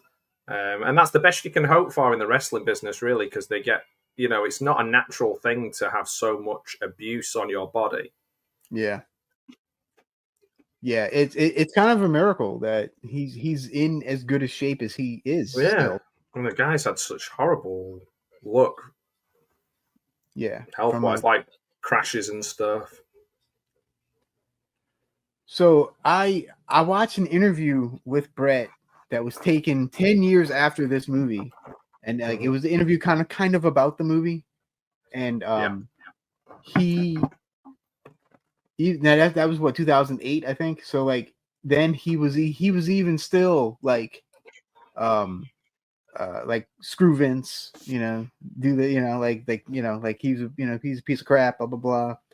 But then he went back for one more little run, which always it's one of those, isn't it, where that's what always happens in wrestling. It's like it's like CM Punk is currently in Saudi Arabia after absolutely annihilating the Miz on social media for doing exactly the same thing 5 years ago. And then when he's apologizing, everyone's thinking, I hope he's licking Mike Mizanin's boots right now, because he should be doing the hypocrite. Anyway, Bret, on the other hand, and much like Where Do You Get That, saying he has always been a straight shooter, and I think that's what people admire about him. The thing is, people believe in his character because they believe in him as a person, as a decent guy. Now, we don't know him personally, and we have to be careful not to have like completely parasocial relationships. But the worst you hear about him is that maybe he had an eye for the ladies, but then he got a divorce, so he was okay to have an eye for the ladies for a bit, and then he, and he takes himself seriously. Well, yeah, because he wants to be the best at his job, and he's driven. And we've, most people have that ambition of being really good at their job. And I don't think he's walked over people to get where he was. If anything, he was too honest. So yeah, I mean, the other thing about this bit is where he's taking his shirt off here, and there's like the thing is like people forget how much of a heartthrob he was for the ladies. Yeah, dude. Like he was built, and he was, he was a good looking dude, Yeah, and he was in The Simpsons as well. Was Goldberg in The Simpsons? Bill Goldberg. Bill Goldberg? Hell no. Yeah. But that's sort of the thing I always liked about Bret too. He always seemed genuine. Yeah. No matter what he did. That's Vince Russo, bro. So like, Vince Russo. Sorry, I had to say bro when I say. I think every time you see Vince Russo, you have to say bro. You just have to say bro. Yeah. Vince Russo, bro. Yeah. Vince Russo, bro. And then okay, so the Hart Foundation faction was pretty incredible. I mean, you had it was Bret, amazing. Yeah. Anvil, Bulldog, Owen, and Pillman. Yeah. I mean, come on. How can you top that? Yeah. Like Pillman was great. Pillman was having so much fun. Yeah. It's funny because the modern, when they tried to bring back the Hart Foundation on the indies and a little bit, and there's like Teddy Hart was a real loose cannon to the point where he could not function in wrestling. Yeah. Well, he's apparently he's bonkers. He is wild. Yeah, poor guy. Yeah, Tell him Hawk is the LOD. Do you know? I think that Hawk would have been, if he had gone on his own in the WCW. He there was one match where he had against Ric Flair, world title match, and you think he had it all. He could have been the absolute. He could have been a single star Hawk. He had the voice, he had the look, he had the body, he had the ability. Like, he could have done it. If he could have stayed straight, I definitely think he could have been massive. Yeah. That's true. That's what it is. Speaking of staying straight, here's Goldust camping it up behind the scenes, and then like going through. When he was going through those periods. Bill Goldust. Bill Goldust. where he's going through those periods of like, I hated Goldust and hated being that character, and then it's like, I'm really proud of that character and I love that character.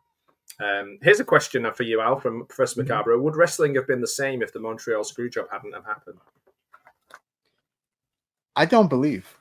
I think because that happened, it pushed everything even further into not reality, but like further into more reality based stuff, which is sort of I agree. half of where we are now. They've kind of walked away from that a little bit, but they kind of lean into it more.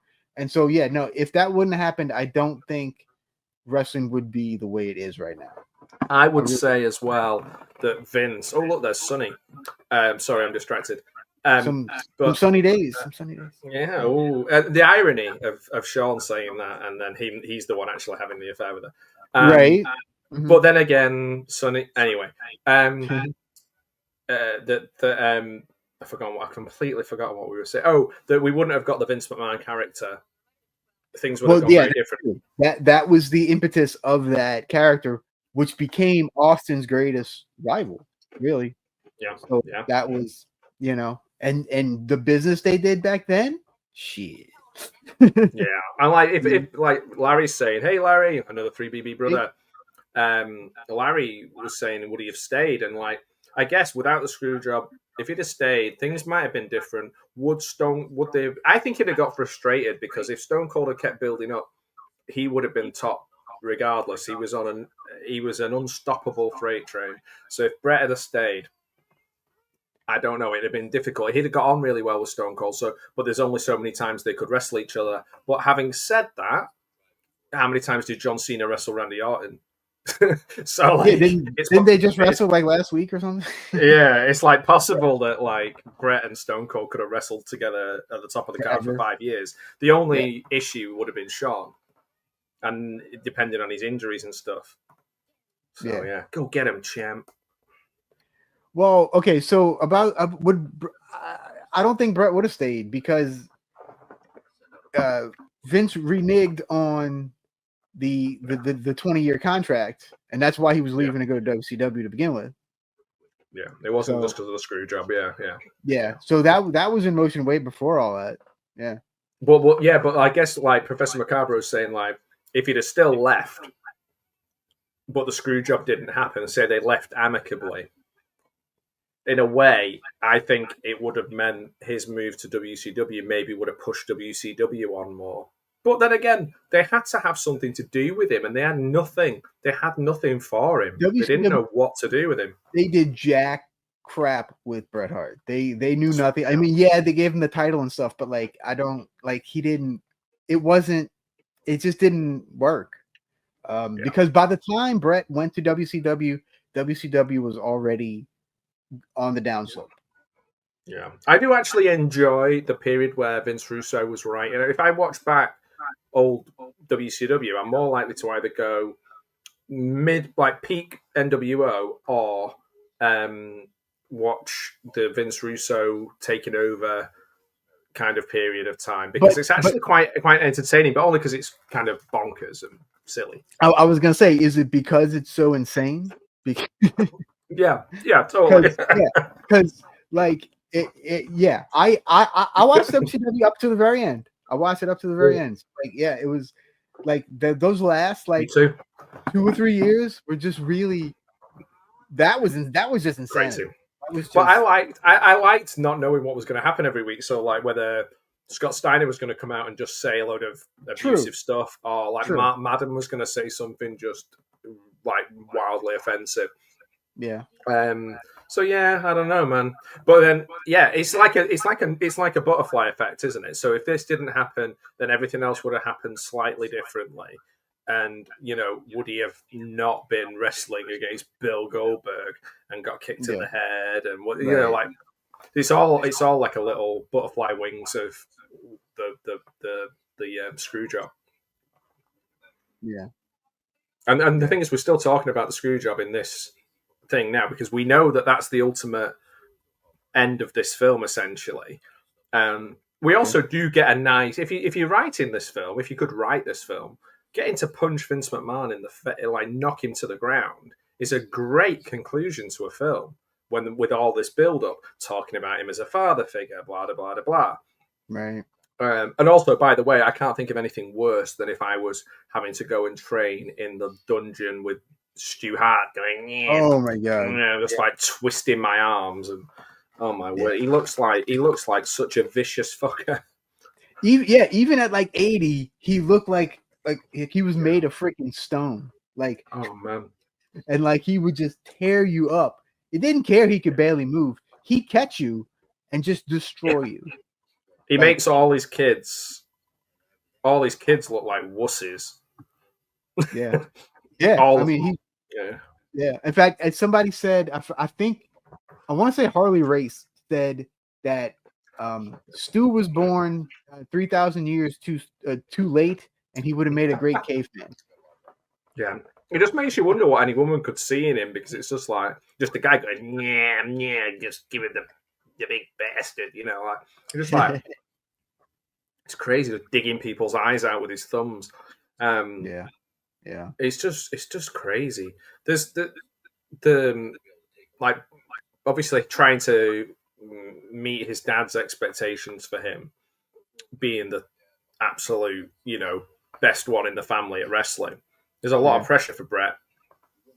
And then he had the same kind of thing with Vince. But at least I think what Bret does really well is he looks at things with objectivity. So even now, he said he's one of the few people who's come out and said about what's happened with Vince recently and how reprehensible it is. There's not many other people who are doing that. And he will still kind of say, well, I respected him and I, had a lot of, you know what I mean? Like it doesn't make him look good saying these things about him because he's had such a history with him, but at least he's honest and open about it. Yeah. Just by the by, when we're watching this, all the little clips that are shooting by some of the best matches, like the Mr. Perfect. I know. I'm just watching. I'm like, oh yeah, I remember that one. Yeah. Oh man, and like putting the figure four leg lock around the ring post, around the ring post. It seemed like it was the most vicious thing ever. And guys, if you really are into wrestling, and that just reminded me because everybody calls the second rope Bret's rope now because of the elbow thing. But that came from a podcast, YouTube show called OSW Review with some Irish guys that run that, which is amazing. And they named it Bret's rope, and it's just kind of taken off now. Everybody calls the second rope Bret's rope. Yeah. Yeah. Yeah. He had so many like signature moves that like the Russian leg sweep, the leg drop. Backbreaker. Yeah, backbreaker, like all the atomic drop, like all of it. Like, I put somebody in the sharpshooter, and to prove to them that wrestling was, not fake. Yeah, and they cried, and then I felt really bad. You're like, see, it really does hurt. I was like, I guess I put it on properly. I guess I strapped that bad boy in properly. That's right. Yeah. So Larry was saying he really got into WCW. I did as well. It's strangely, I think I get into things when whichever one's losing is the one I kind of back. Maybe that's a very British thing. We definitely like underdogs. So like I was into them. My friend had the N64 WCW game, so that's how I got to know a lot of the wrestlers in there. And then also we had WCW Worldwide in the early 90s, so we got to see the ones before that. So there's a gap in between. And then you had to have Sky TV to watch WWE, so I had to WWF had to make friends. I had to make friends with people who had Sky Television so that I could watch. I'll get them to record it for me. So Larry's saying, he really got into WCW. Professor Macarbo, Stu Hart was an effed up, angry version of Mickey from Rocky. Yeah, right. He'll murderize you, Rock. He'll murderize you, Bret. Yeah, kind of, sort of. I love the fact he's saying like when he won the title, all the wrestlers came out and lifted him up.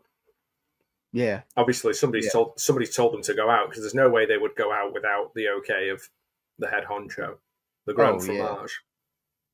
Yeah, for sure. And dude, I'm looking in that ring right now, and like so many of those people are gone now. That is crazy. Yeah. How many of those people in that ring are gone? Did you hear about the Scott Hall thing where he said he lost respect for Bret Hart when he went to his house and saw that the whole place was like a shrine to himself?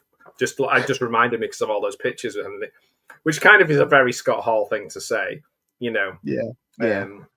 he can't take himself or anyone else seriously. Too sweet, too sweet. So we got Onion Savaya saying Bret Hart almost single-handedly made wrestling real in the imagination of younger Hart. Lovely sentiments. Definitely. Nice. Yeah. I mean, yeah, man, it was real. It's he real was so to me, believable. Yeah, he was so believable. Like, and I think really like guys like him and Benoit and like Dean Malenko. Those like I love those. Like, those are my guys. Like those, like wrestling technicians. Guys. Yeah, technicians. Yeah, and you could get on board with them as well. Yeah, you can get on board and say like, this guy is my guy, like because I know why or how he does what he's doing, like Kurt Hennig or whoever. Or Bobby Eaton is the perfect example. Like if you're a Bobby Eaton fan, I know you know wrestling. Yeah, very true. Like Barry Windham. Like those are people, like, just really good. Larry's favorite was the Iceman Dean Malenko. Yeah, there you go. Remember when Malenko was number 1 in the PWI? It was really hard to get hold of the PWI stuff, so I probably wouldn't have known that. I only ever got a couple of them. You had to get them on import, those magazines. Yeah.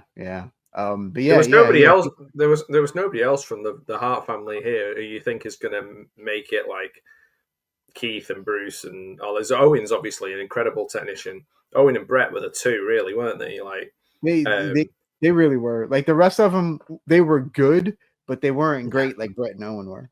Yeah, I've seen a few Stampede things, and like you can see some similarities with like Bruce and Keith and the other ones, but it's not. Yeah, Owen and Bret.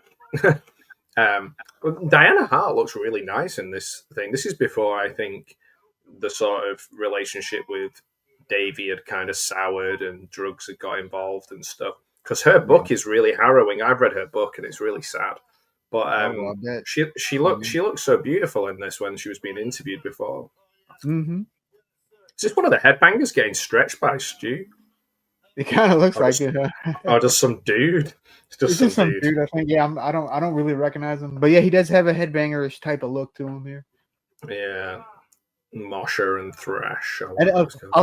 I love how Stu just barely moves his arm. He's like, ah.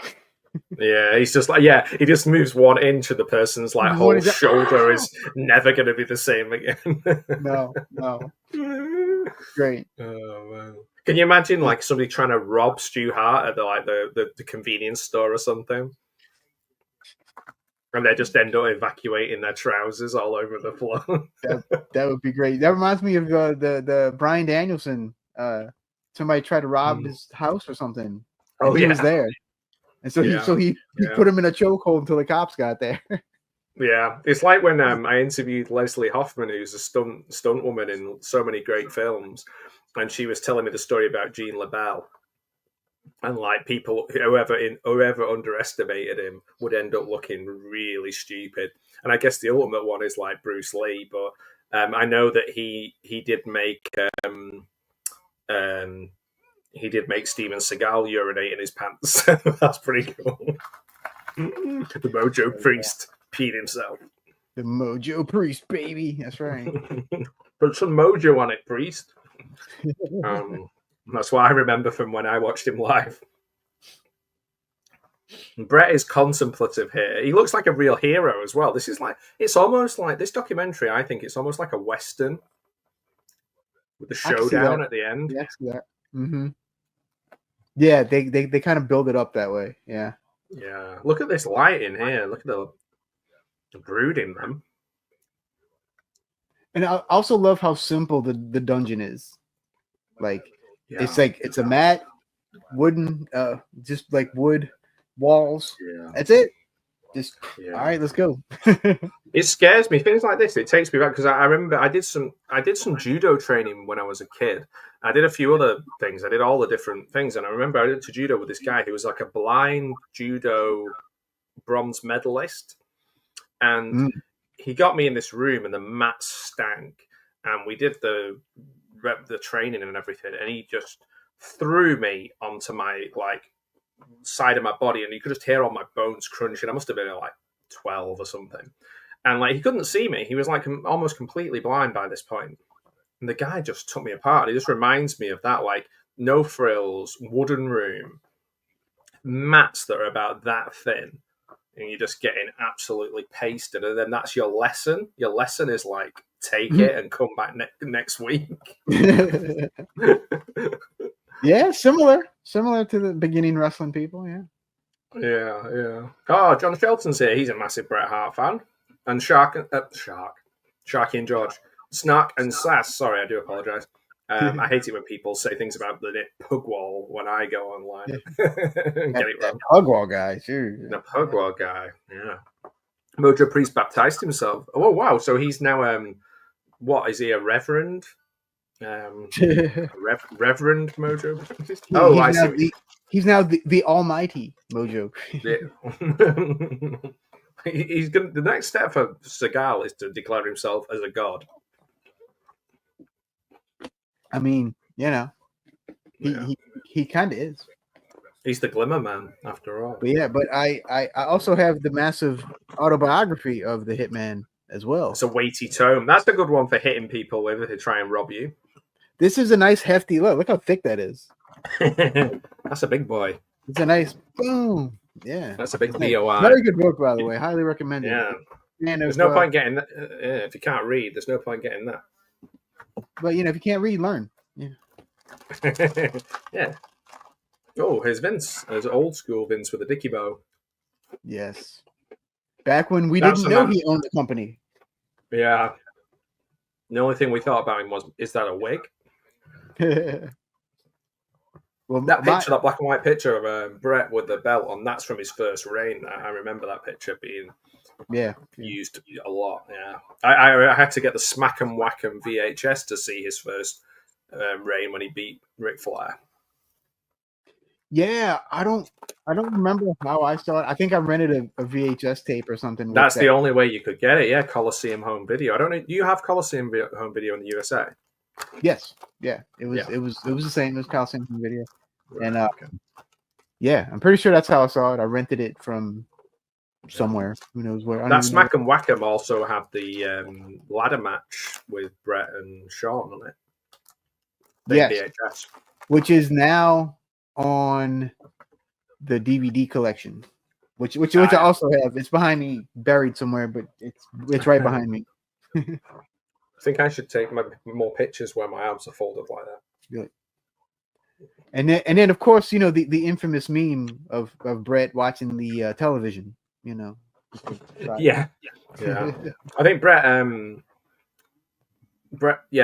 being on The Simpsons is a really good little cultural moment as well. Oh yeah. That's what she said. Oh, you've got that on VHS and DVD as well, John. Awesome. Nice. Sick. I wish I had the hair that Bret still has to this day. Because I'm very not.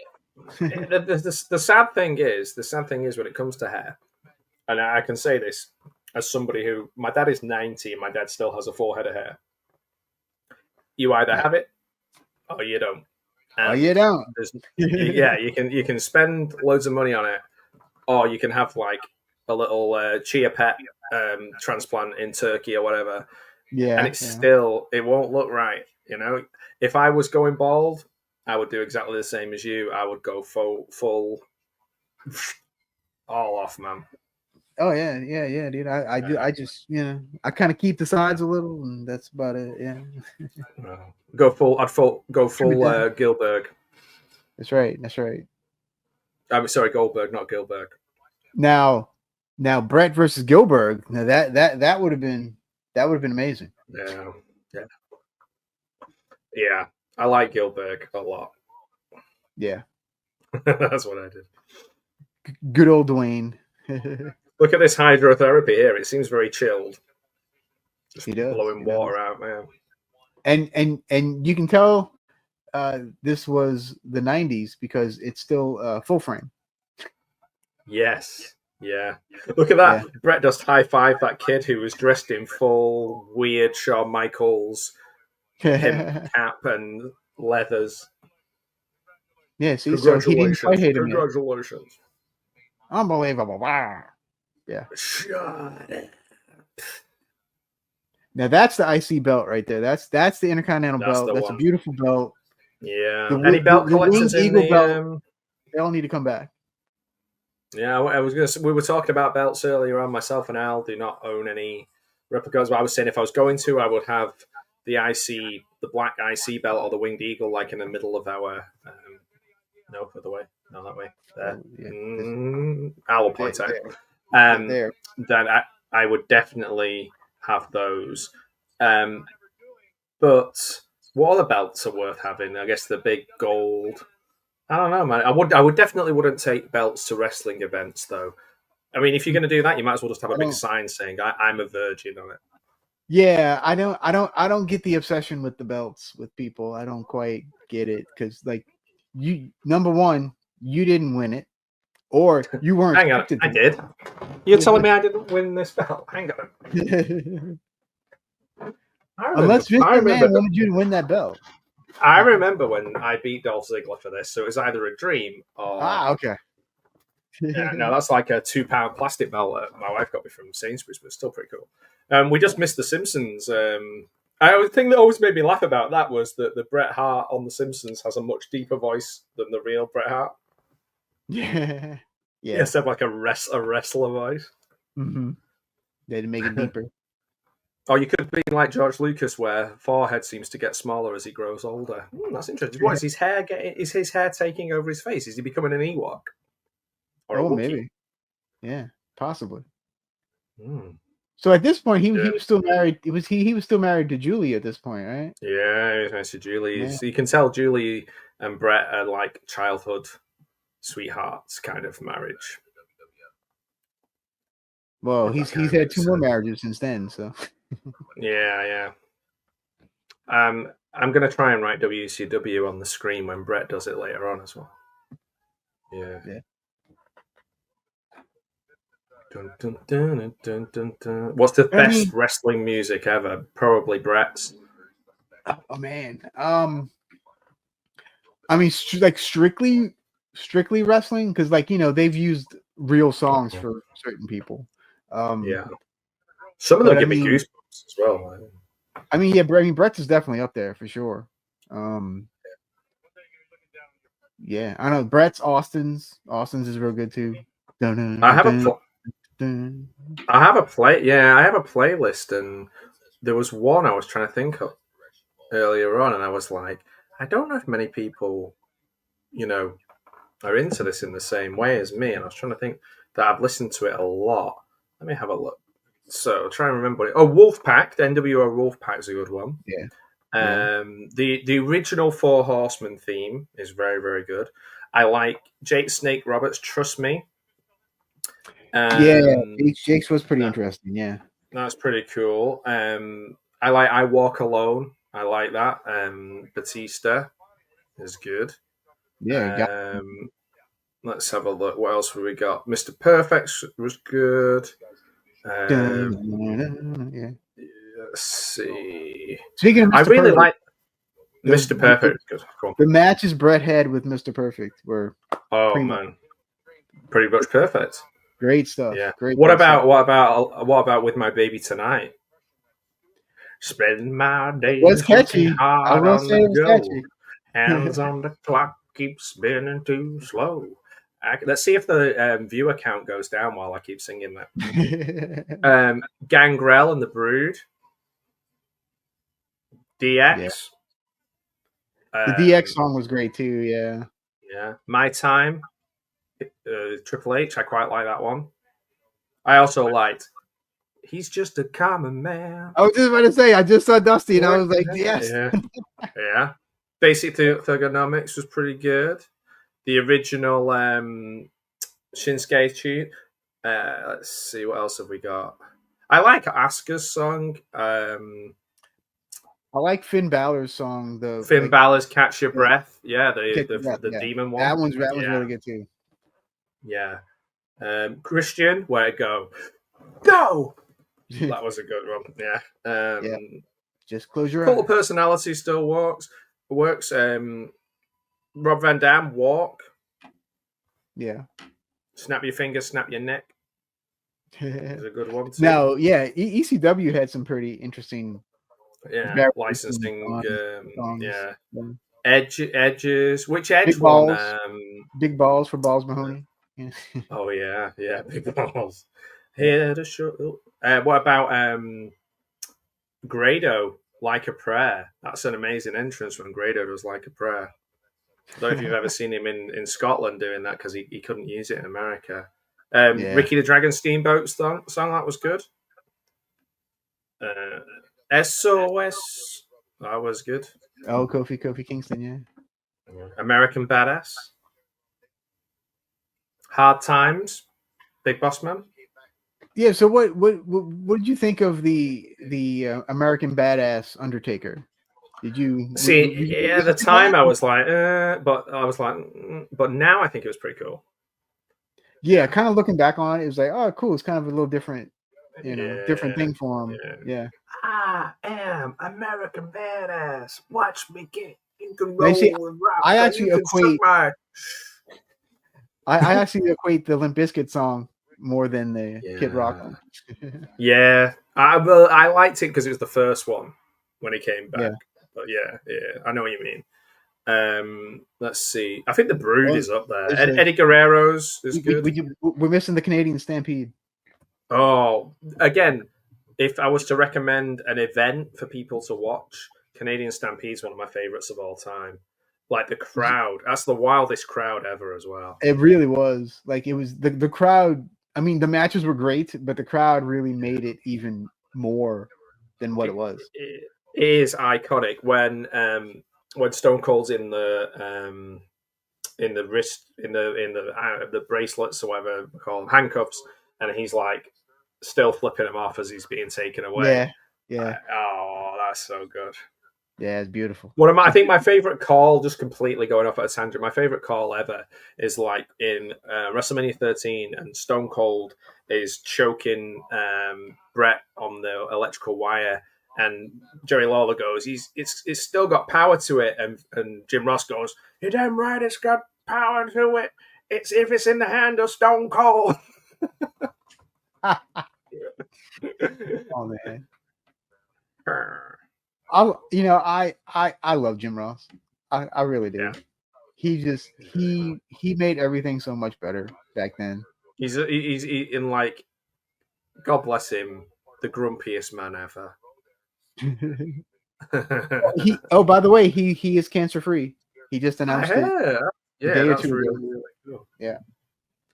I quite like it though. Yeah,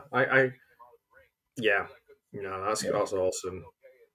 I'm going to go through some more music as well. I quite liked Evolution's music. Texas Tornado's music was very good. I don't think I remember Tornado. I don't think I remember Carrie's music.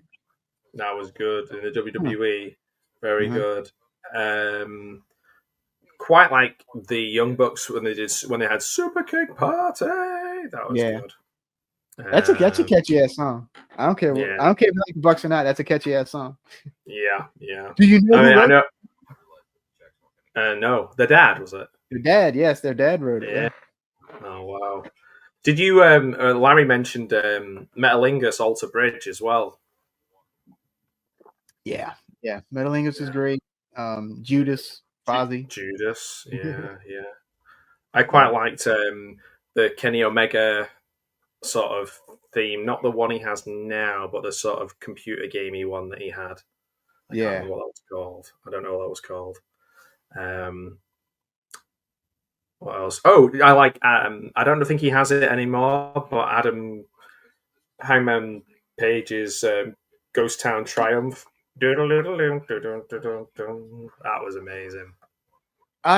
He might still use that.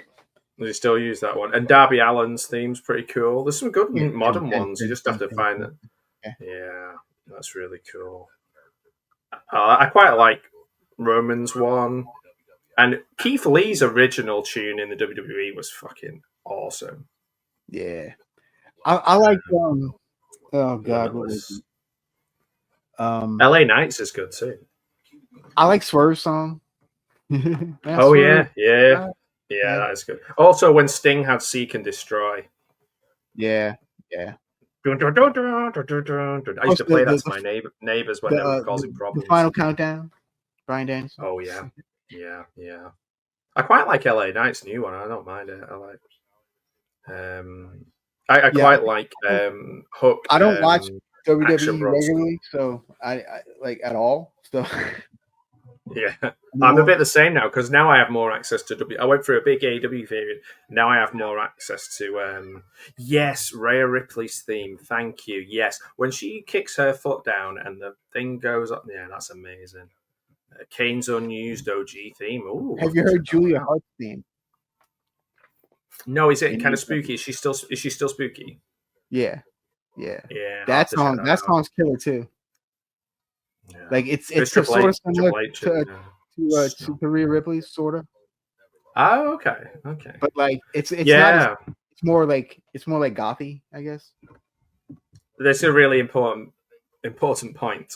Professor Macabre, after hearing the story behind Bret and the Bulldog's big UK match where Bret had to carry the whole match because the Bulldog was in bad shape, elevated my respect for Bret even more. Yeah, that's true. That's a story worth listening to for sure. Yeah. Here's Triple H. I didn't have anything to do with it later on in the No, I swear to God, I didn't know. Well, you'll know. And Julie Hart's like, well, God knows, and God is going to strike you down for what you did. Does that look just like my Julie Hart impression? It's one of my best. That was fat. I thought I was looking at Julie Hart. I was doing. Yeah, there's Julie Hart and Julia Hart. Julia Hart. Yeah, no relation. Julia is not related. Oh man. Wonder what Julie Hart's doing right now. I wonder. Yeah. Well, all the Bret's kids are now adults, right? So yeah, man. Yeah, they'll all be like 40. I don't know. They can't be 40, but yeah. Yeah, Rhea Ripley's theme. I'll give it up for Rhea Ripley's theme. That's awesome. Yeah, it kind of gets me quite emotional. It gets me into like it makes her into a star. It adds the extra 2% that makes her into a big star. Randy Orton also always had a good song. Like yeah, I think Randy always had a good song from the game. Yeah, and he wanted to change from because I think he had 2, didn't he, before Voices, and then he wanted to change from Voices, and they were like, nah. You can't. You're like, nah, bro. That's you. And he was like, why not? He was like, why not? Yeah. Bret, some of the games had really good songs too that were not used as themes. Like, I don't remember which game because I had quite a few. But they had one. It was this rapper named Nobody Famous, I think was the name of the guy. Aptly named because you can't remember who he is. The song was called "Go Hard," and that song is banging. Look that up. Nobody Famous, Go Hard. That song is the killer. only thing I remember from my WWE games was I think it was No Mercy or WrestleMania 2000. Where it's like you're creating your character, and it's like dick diggity dog. Dick diggity dog. Do you remember that? Jericho, has some good themes. Jericho. Yeah, first theme went to CM Punk. Yeah. I quite liked the first CM Punk theme before he moved to Cult Personality. I quite like that. We're talking over the submission match. Oh yeah, we are. Look, there's a guy printed out Austin 316 onto like dot matrix printer paper to hold up. I'll tell you one thing I'll say about Bret. When he spits, he can really hock a loogie. He can, man. Yeah. He certainly can. And okay, so that WrestleMania 13 match, like I completely understand why it's your favorite match. Because it's so like perfect pretty much from start to finish. It's cinema. And the fact that they both turn and it completely works on both sides. Yeah. It's just and that's the magic of professional wrestling. Oh, totally. Do you not think as well, like, they had to, in order for that to happen, they had to have trusted each other completely? Yeah, yeah. Well, you can tell how the way they talk about each other now, like how much Yeah. respect they had for each other. And it's funny how different they are, how less of a shit when they got the award, how like Stone Cold was just like, well, I'm just going to drink a beer. And like Bret wanted to talk forever about the trust and respect they had for each other. And like Stone Cold was like, well, I don't know, goddamn son, I want to drink a beer with Bret Hart. And that was it. Yeah, let's get into a beer. Yeah. And CM Punk was just kind of stood there going like, I can't have a beer. He's like, I'm just standing here, bro. Yeah, I'm just here. I'm over here. He looks old, Stone Cold. Considering he's straight edge, CM Punk looks older than Bret and Stone Cold. Yeah. Yeah. Yeah. It is absolutely bonkers to think that this was filmed during what happened to be the most pivotal moment. You're right, Philippe. You are totally right. Bret's crying. I love how the American fans responded so differently, how a lot of them did to everywhere else. Do you think he would see? I think yes. I think as a technician, he'd probably be an AEW guy, like wrestling Will Ospreay or Kenny Omega or something. I think if he was around now. Yeah, definitely. And you know, everyone's give AEW crap, but you know what? It is a good alternative. Oh yeah. To the if you're a wrestling fan, if you're a wrestling fan, you should want it to succeed. Yeah, it makes no sense. It makes no sense. Yeah. I don't get all the hate. It's like, well, you know, if you don't like it, just don't watch it. Don't watch it. Yeah. I want it to be good. So, yeah. I mean, I was, especially in the early days, I was like a hardcore AEW fan. And I've kind of fallen off a little bit. I mean, I still watch it, but not as regularly as I did. Same. There was a period where it was must-watch TV for me. Yeah, same. Like during the pandemic and stuff, it was beautiful. For me, it was the build up to Adam Page. Yeah. That was an incredible story, and I really bought into him and the whole thing. It felt everyone was going in the right direction. But now I feel like now we're in a rebuild with them. They're they're like kind of building up. Yeah, I don't want to say it's almost like they're coasting right now. They're just letting stuff it's happen. Hard. It's a bit like a school. So like often failing schools, the reason that they fail is because they think that everything they do is perfect. And it's like they don't have like a very objective opinion of themselves. And I think that I think it's difficult for AEW to be objective when it's very like, strangely, it's very much like a Vince McMahon thing where there's one person calling all the shots, and no matter what you say and who they bring in, it's one person calling all the shots. And like when things don't go well, the answer is always, I'll do more and I'll take on more and I'll decide more and I'll take those things off the other people. When like you do need to have to a certain degree a singular vision, but it's the people who are helping you achieve that vision have got to have voices that are listened to as well. And I think at the moment, even though we may be in danger of Triple H going exactly the same way, because absolute power corrupts absolutely. However, he is not, and this is the issue with him and The Rock and people like that, is that he's only in charge of the creative. He's not in charge of the whole company. Whereas Tony is in charge of the whole thing. So it's interesting. It's an interesting time. I feel like maybe WWE sort of peaked with Cody's first reign. Again, they had a real peak. I feel like AEW peaked when they kind of were really on a high and got Punk and MJF was flying and and that kind of air. And then both of them are not quite where they were. However, WWE isn't a competitor to AEW anymore. It's like a McDonald's or Disneyland or something. It will always do well. The interesting thing is the company that owns it losing money so much over the things they've invested in UFC and Power Slap and all this kind of stuff. It'd be interesting to see like it being run like a proper business and how that is going to affect, like people being sacked all the time regularly and the people not giving a crap about it because it's just part of the they're looking at them and they're looking at them objectively and going, this person doesn't add enough to the product, so they need to go. Mm-hmm. So I don't know. It's going to be interesting. It's going to be a weird period because I don't think either of them are at their absolute zenith at the moment. No, definitely not. In fact, I actually haven't watched a current wrestling show in probably 2 or 3 months at least. Right. It's not that I don't care. I don't know. I'm just kind of right now. I'm in a period where. Well, there's no off season, is there? Yeah, I don't think I'm missing much. So no, you're not, and that's the weird thing. Like, well, you know what? I'll go back to it eventually, but like right now, I'm good. I'm kind of wrestled out in a way. I get what you're saying. So, pop quiz, hot shots.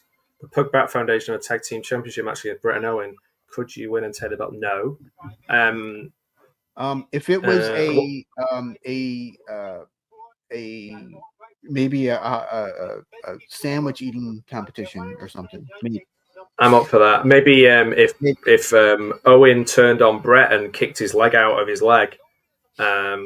That's why I kick your leg out of your leg. Maybe we'd have a chance even then. I don't know. I don't even know what our finishing move would be. I say we just do the heart attack, huh? Yeah, that would really rub salt in the wounds. Yeah. I've still got my Cactus Jack t-shirt somewhere as well. There you go. Yeah, baby. I was forced to watch Survivor Series a while ago by Matt. Didn't we watch? We watched Royal Rumble as well. Rob and Don and Larry. We watched the Royal Rumble. Like the most recent one. Yeah, with Jey Uso when Don knows his. I know Don knows his stuff about everything, but Don knows his stuff particularly about wrestling. It was amazing. It was really good fun, and it was really good. It was really good to have like a 4-man chat about wrestling, particularly because I think Rob was saying about mainly his knowledge was kind of 80s wrestling, so it was a bit of an unusual thing to have like Logan Paul and people popping up. Right. Like, who's this guy? Yeah. Who's this guy? Yeah. Do you remember when they had the American football guy do the commentary on an In Your House, and he kept going, "How much does he weigh?" And like, yeah, I do remember that. What's his name? He looks like a big person. I think we did. Yeah. I think we did watch a Survivor Series as well, or we watched a WrestleMania or something. It all blends into one, to be honest. I used to remember everything. That's your old age there, buddy. Yeah. Too many Guinnesses. We're almost as old as Bret was here. Yeah, man. It kind of makes me feel young seeing that because this is his peak. Yeah, and he looks younger than both of us right here. That's true. Am I in my peak? No, you're not. Well, I was thinking about this the other day. I'm the same age now as my dad was when I was born. Yeah. Which is bonkers. Meadowlands, New Jersey. I love the fact that this is a very sparsely made documentary in the sense of the graphics and everything are like Times New Roman, and the film just starts. There isn't a lot. Yeah. You make the rules and we will break them. There was a peak dickhead Shawn Michaels there. Yeah. The frustrating thing is, still like him. Still liked him. Even when I hated him, I liked him. Well, okay. I mean, that damn good. Shawn was an incredible worker. Yeah. Even and he was cool. Even when he was the mega dick. Yeah, he was still cool. He was still cool. He was amazing in the ring, and I loved him when I hated him. If that makes sense. I just couldn't take my eyes off him. Like I obviously, I think at this point, Power Slam magazine would have told me that Bret and Shawn hated each other. So that was a great British magazine. If you can ever get any on eBay, there's a British wrestling magazine called Power Slam, and that was the only one that really talked about like behind kayfabe stuff. Neat. So good. Sorry, just doing my impression of Shawn when he was there. I think it became like a suck it Tourette's with him at some point. So he was like literally couldn't stop himself saying it. Yeah. Yeah. Do you remember when he started pointing at people in the crowd and like saying that they were sucking cocks and stuff, and he was like playing with the balls and doing that to them? Nobody clipped that. Don't clip that. That I just did. No, this SummerSlam match though, dude. This match, I remember watching this live and like just being blown away by this match. It's so good. I remember watching this and like thinking, oh, Bret's actually got the Undertaker work, because this isn't when Undertaker was known for having great matches. I think Hell in the Cell and this are the ones where you think, oh, he's actually a really good worker. Like he moved away from the character stuff, and then obviously he had the incredible matches with Shawn Michaels. I love how the music is telling us that this is real, like this isn't part of the storyline.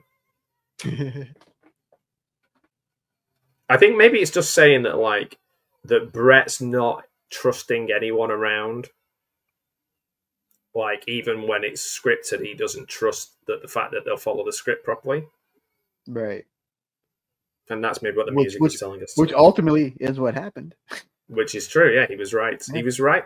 He was right to be what's the word? Paranoid. Mm-hmm. Yeah. He's paranoid. He thinks everyone's out to get him, and they really were. Yeah, SummerSlam '97. I think I've still got the VHS of that somewhere. I do too, actually. Yeah, I remember I used to go on holiday, get a little bit of holiday money, and I'd go to Woolworths and I'd buy one WWF VHS because for some reason they had them in the Woolworths in Wales or wherever it was as well. And then I'd get the receipt and I fold it up to remember the date when I bought it and put it inside the box and have it inside the VHS. Yeah, I'm an old man. Isn't one of his kids called Beans or something? I think that's his nickname or something. Yeah. Or I don't know. Yeah, his kids have weird names. One's Blade. Yeah. Beans. His kids have weird names, unfortunately. Yeah. It was weird when he was having his picture taken holding the belt there and he had like no trousers on and just all top half clothes on. It looked like he just forgot to put it. It's like they do a thing on, I think it's OSW Review, like most naked wrestler. So like if a wrestler doesn't wear like knee pads or elbow pads and just wears the little shorts, then they look completely naked. But if you have like knee pads on or wristbands or headband, then you look a bit less naked. Mm-hmm. It's kind of true. There are moments when wrestlers look really naked, and then there's moments where they're wearing not very much and they don't look naked. It's like breaking up the lines, I guess. Look at that. To be fair, that's his home gym, and he's got a massive picture of himself. Yeah, I also have the same thing over there. of yourself, though, right? Yeah, of myself. Yeah, of course. Yeah. My tiny muscles, and I'm wearing Bret Hart glasses, and I'm like mugging myself every morning. Professor Macabro asks a pretty interesting question. If you would pick any female wrestler to be your manager / valet, who would you pick? Prime Sunny. Yeah. Prime Sunny. I got to take my chances. I would probably go Sensational Sherry, just because I know she could take care of any problems I had. I was thinking the same thing. That's why I chose Sunny. I was thinking she might be able to take care of some of my problems. I was also a big Beulah fan. Oh, I bet back you were. In the day. Good old Beulah McGillicuddy. Yeah, Leia Meow. Bret's got the gold glasses Bret figure in his fish tank, which I think is probably poisoning his fish. It might have been. It might have been. His fish died later that day. Yeah, I've got 2 Bret Harts from that era, and they are actually, I think no, they're both the pink glasses. What was that? Yeah, there is a new retros WWE where you can get Anvil and Bret in the Oh, nice. in a two pack, which I've been tempted to get because I do have a figure of everyone in the. I wanted to get everyone in the Hart Foundation. The only one I don't have is the Anvil. Oh, nice. So I have a WCW Brian Pillman British Bulldog. I've got my most expensive figure that I got, which was I got Owen Hart. Here he is. Which is high energy Owen Hart. There you go. I do have an Anvil. I'm sorry, I do have an Anvil. Maybe I won't buy it. I just totally forgot I had it. So new foundation. Sorry, Okay. new foundation, and then I've got for some reason I've seen you before my two Brets, which is my new sitcom that's coming out. So yeah, I do actually have a figure of everyone in the Hart Foundation. I got rid of all my Hasbros and I just kept those. I did keep a Ted DiBiase one because I met Ted DiBiase and he was really nice. So I was like, And I interviewed Ted DiBiase as well. Yes, that's probably one of the few that we've both met because I've met Ted DiBiase as well. Did he give you any money? He didn't give me anything. He did not, but he did pose it for a picture. So this is where WWE is going in a different direction. The Long are the days of good guys and bad guys is rather passé.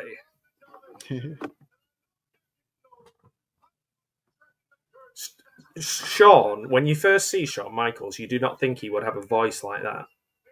No. You think he's got the toughest tough guy voice, yet he looks like a girly man. Girly man. Well, you know he did pose for Playgirl. Yeah.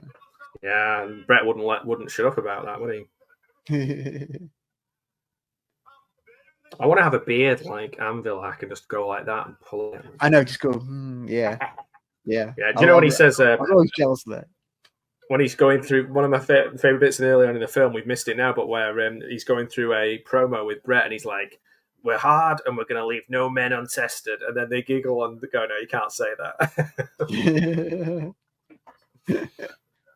I always liked it in DX when I'm sure people had the DX VHSs. I go because when they were scared or someone was trying to scare them, then they do the full like the Scott Hall and Kevin Nash thing where they'd look at each other and go, yeah, like they were scared. Yeah. The click were funny. The click had some funny stuff. Look, and here's Shawn really playing with Bret's kid. Playing with Bret's kid while wearing some Bret glasses, I think. I never noticed that bit before. Oh, yeah. Sure enough. Yeah. Do you see, Shawn's not such a bad guy. See? He's not a bad guy. Not a bad guy. Just everybody says he. The subtitles just said your gays are numbered. I'm pretty sure he said your days are numbered. I'm going to count out all your gays. Be like, typo. He wants out 20-year contracts. I can't think of anything else. Even in football, like in professional football, there was a footballer in the UK who got a 5-year contract last season, and everyone was like, "That's ridiculous! Like that's insane." And he's actually been done for performance-enhancing drugs as well. But 5 years contract is unheard of. 3 is bonkers. But the word of the day today is bonkers, by the way. But to have give somebody a 20-year contract is crazy in the coconut. Yeah, I remember hearing about it when he got that contract, and I was like, "Damn, that is crazy." Even back then, yeah. Like, that's insane. Whoa, who does a job for 20 years? Like, I worked in one school for 14 years, and I felt like it felt like half my life. So to expect someone to work for you for 20 years from your 40s, you're starting in your 40s, so it's 20. You know, Yeah. He's going to be in there till he's 60. And the other thing about Bret is like what a great artist he is. Yes, actually, in the book, Him and Jerry Lawler both are great artists. He did the artwork for the front of the book, right there. Yeah. That is Very, cool. very, very cool. That Yokozuna picture that he does is very funny.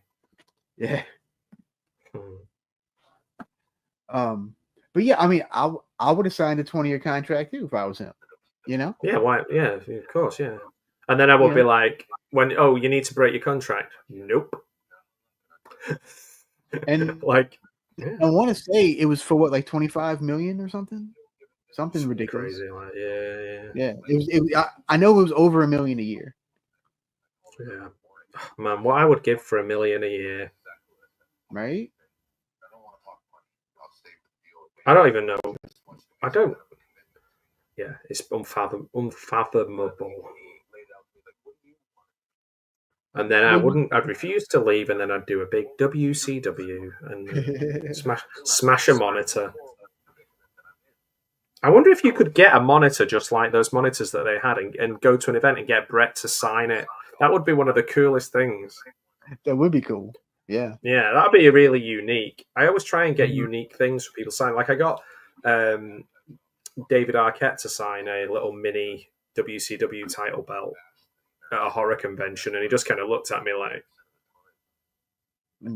all right, bro. Yeah. Can't be a great good guy, and I can't be a great bad guy. Interesting. That was a great promo too.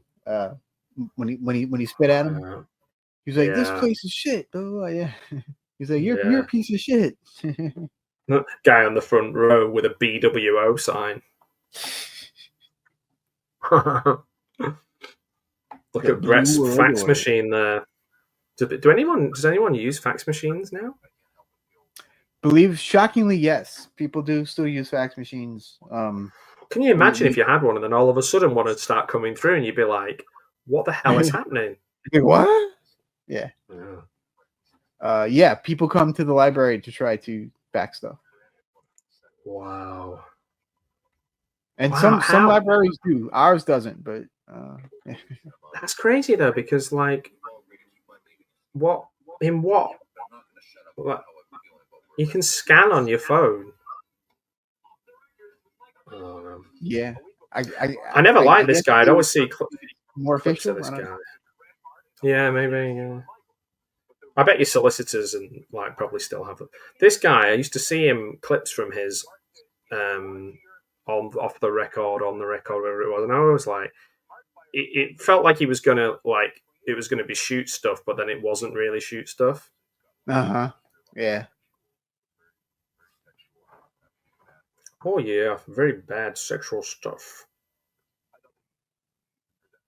I don't think you watch wrestling for the sex. Yeah. Yeah. Bret was always like the moral compass, like the moral code. Yeah, definitely.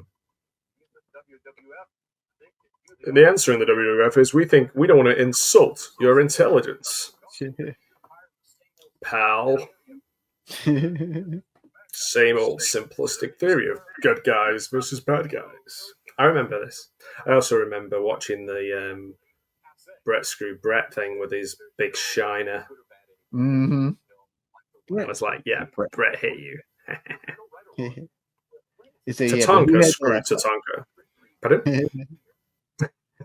It wouldn't work with anybody else, would it? If he came out and he's like, Bob Sparkplug Holly screwed Bob Sparkplug Holly.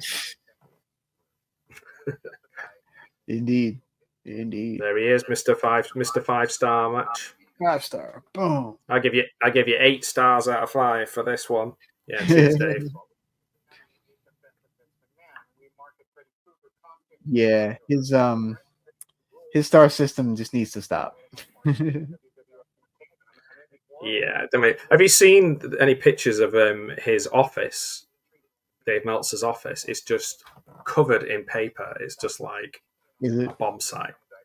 Yeah. That's funny. Yeah. Dave Meltzer on a pole match. That's what they need in AEW. Will Ospreay versus Kenny Omega. Dave Meltzer on a pole in the Budokan Hall. in the Egg Dome. The Egg Dome.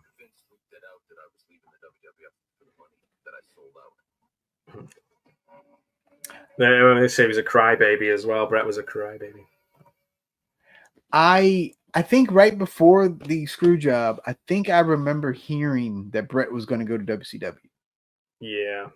I kind of vaguely remember that. Power Slam. I think it was in Power Slam. Yeah. Everything I got all my information from Power Slam. But then I don't think there was the internet then, or if there was, like, I remember early wrestling things. I remember WrestleZone website. I don't know if this was around. Probably not then. WrestleZone is still around now, yeah. Yeah, I remember WrestleZone, WrestleCrap as well. WrestleCrap. I usually use Wrestling Inc. I don't know if I follow anything now. Maybe a couple of people on Twitter, like, but I use social media as like a news thing. So like I don't follow many people, but I get lots of news. It's the honky tonk man. Well, I remember Honky Tonk in an interview too, talking about the screw job. He was like, "How could that happen, bro?" Yeah, honky tonk man. The Animals, Dave Bautista, John Cena. I think the funniest wrestler of all time Santino Morella's got to be up there. Oh, God, yeah. Randy Orton's. John Cena. The Manimal, Dave Bautista. Yeah. That or like the I remember when I was little, I used to get a kick out of the Rebo Man. When you get older and you watch him, like he's possibly one of the most boring wrestlers to watch. Yeah. And he was like, I hate his little voice, and it was like it was fun. And when you realized he was in Demolition, you were like, why can't we just have that?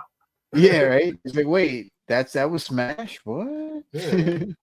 Here comes the Smasher. Oh, and funny story. I remember earlier I was telling you about driving behind them, going into the arena. That night, the Hart Foundation fought Demolition. And it was before Crush got on TV. He was doing house shows. Oh yeah. So we were like, "Who's this weird guy with accents?" Yeah. Why is he teaming with them? And that's before he had about 15 weeks consecutively at number one with "Everything I Do It For You." That's right. Good old Brian. I think that was the summer of '69, actually. Could have been. Yeah. But he cut like a knife. Yeah. Cut like a knife-edged chop.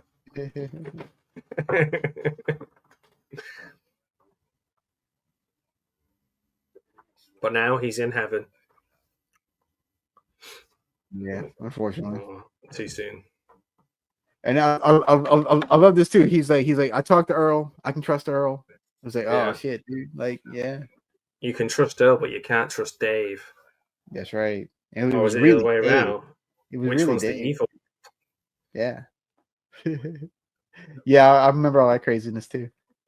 I reckon this bit's staged. I feel like he probably wouldn't sit down with his dad and get advice off him like this.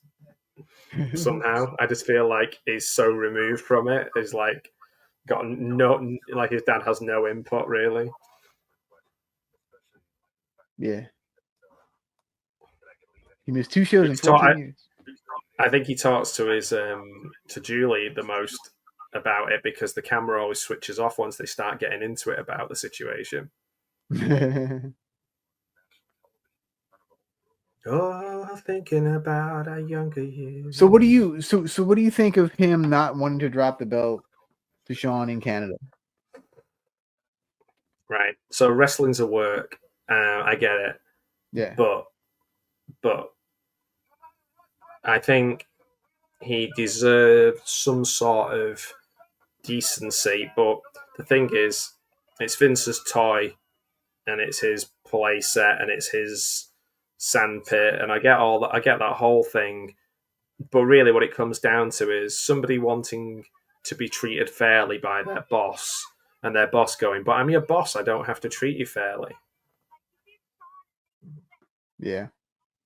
Yeah, I mean, I can sort of see both sides. That's the crazy part. Yeah, I can. I think maybe recent events has soured me to anything that Vince does. Yeah, I mean, we all know he's a piece of garbage, but Yeah. to say it lightly, but He's a piece of crap. yeah. God damn it. Do you remember when like South Park and wrestling kind of crossed quite a lot, where like the New Age Outlaws wore like South Park stuff and people did DX dressed as South Park characters? Yeah, kind of. It was weird. It was like them, Limp Bizkit, and wrestling were all kind of all lumped in together. Mm-hmm. Those were the days, man. Those were the days, my friend. I thought they would never end, but they did. And I mean, like I get it, but I also understand that after the show, he was no longer going to be under contract to Vince. Yeah. So there's got to be an element where in wrestling, I totally get Vince. Yeah, I totally get Vince's like, no, you need to drop the belt. Like, well, yeah, I mean, he did the same thing with Moolah and Rockin' Robin, and he screwed her in exactly the same way. Yeah, he just doesn't trust the performer because the performer is just like a monkey to him, Right. Yeah, of course, it benefits them all to think that they all have this special father-son relationship with him, but they don't. I mean, I take Bret at his word. I think Bret would have gone on the next night and he's probably the only one you could trust to do it. It's not like he was going to go and drop this in the bin or whatever. In the bin, like Medusa, right? Yeah. Yeah, like I'll do a Shane Douglas or what have you. Yeah.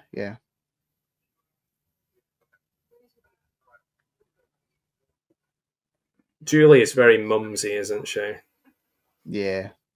But she's also the kind of mum where I think she'd go into school and really tell the teacher what she thought of him. Oh yeah, I wouldn't mess with her. Man, I used to think Sonny was incredible. I could never understand why they all kind of got behind Sable as much as they did, because I was like, Sonny was... Well, I think partially because Sonny was already having problems with issues, and whatnot, and affairs, and Did you? We can cut this out of this, but did you get the Sable Playboy? I did not. I was not a Sable fan at all. I wasn't, but 5 of us went and bought the Playboy after school. We went and bought it. And then we were like, what the hell are we going to do with this? Where are we going to hide this?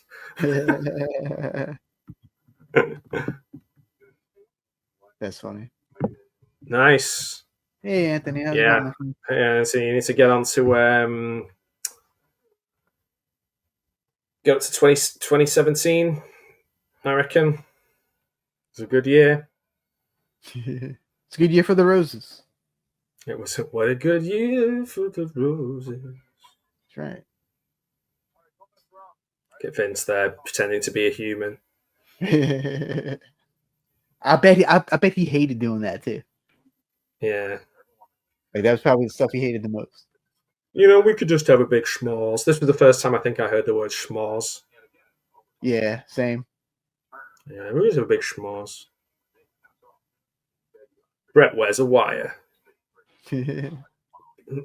Previously on Dragnet. Vince's orifice. Did you know? Have you noticed the ladies' dressing room is right by Vince's office? Yeah, they have to walk right past it. Just saying. Oh, there's Savio Vega, Julie's best friend. There you go. I love the fact they put Razor Ramon when Savio first came in. It was like they're going to be best friends because one's from Cuba and the other one's from Puerto Rico. So yeah, that's fine. They're both not That's American. the same, right? Yeah, totally the same. Yeah. Quang. No, Quang. He wasn't Quang, was he? We see. Okay, so Quang. That was the time when I wasn't watching WWF at all. I was only watching WCW. The Quanga, that was Fatu, I think. That was Rikishi, I think. The old Quanga. Yeah, there was about a 3 or 4 year period where I didn't watch WWF at all. Like, I want to say I had different periods when I didn't have friends who could record it for me. Yeah, I was no rich friends for a little bit of a time. I was definitely a WCW guy because they had Sting and Flair and all these, Arn Anderson, all these guys that could really wrestle.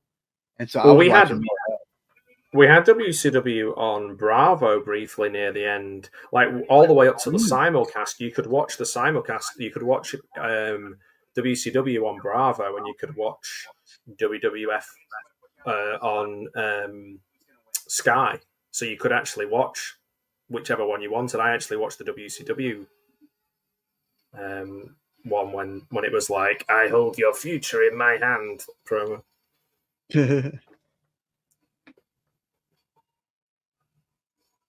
Raw is War it's so good. Is it so funny that they had Raw and Raw is War as two different shows so that they could be on the ratings twice? Yeah. And I think one of them was called the War Zone or something. The War Zone and Raw is War.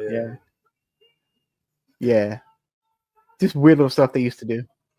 So from his first retirement, like first injury-based retirement, when Shawn came back, he never looked as cool. He just couldn't. I don't know. He just never looked as good. I think when Shawn came back from that like 4 year stretch where he didn't wrestle, I think that was peak Shawn Michaels. Like that was top notch. Oh, his matches were good, but I just mean he didn't.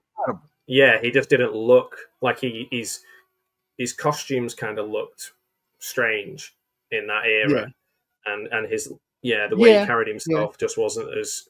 I think because he didn't have that snot-nosed dickhead attitude as much. Right. He wasn't as cool, but yeah, you're right. His matches were excellent. His matches were phenomenal, and I think if he would not have come back and had that incredible second run, that he wouldn't be talked about in the upper echelon of wrestlers like he is now.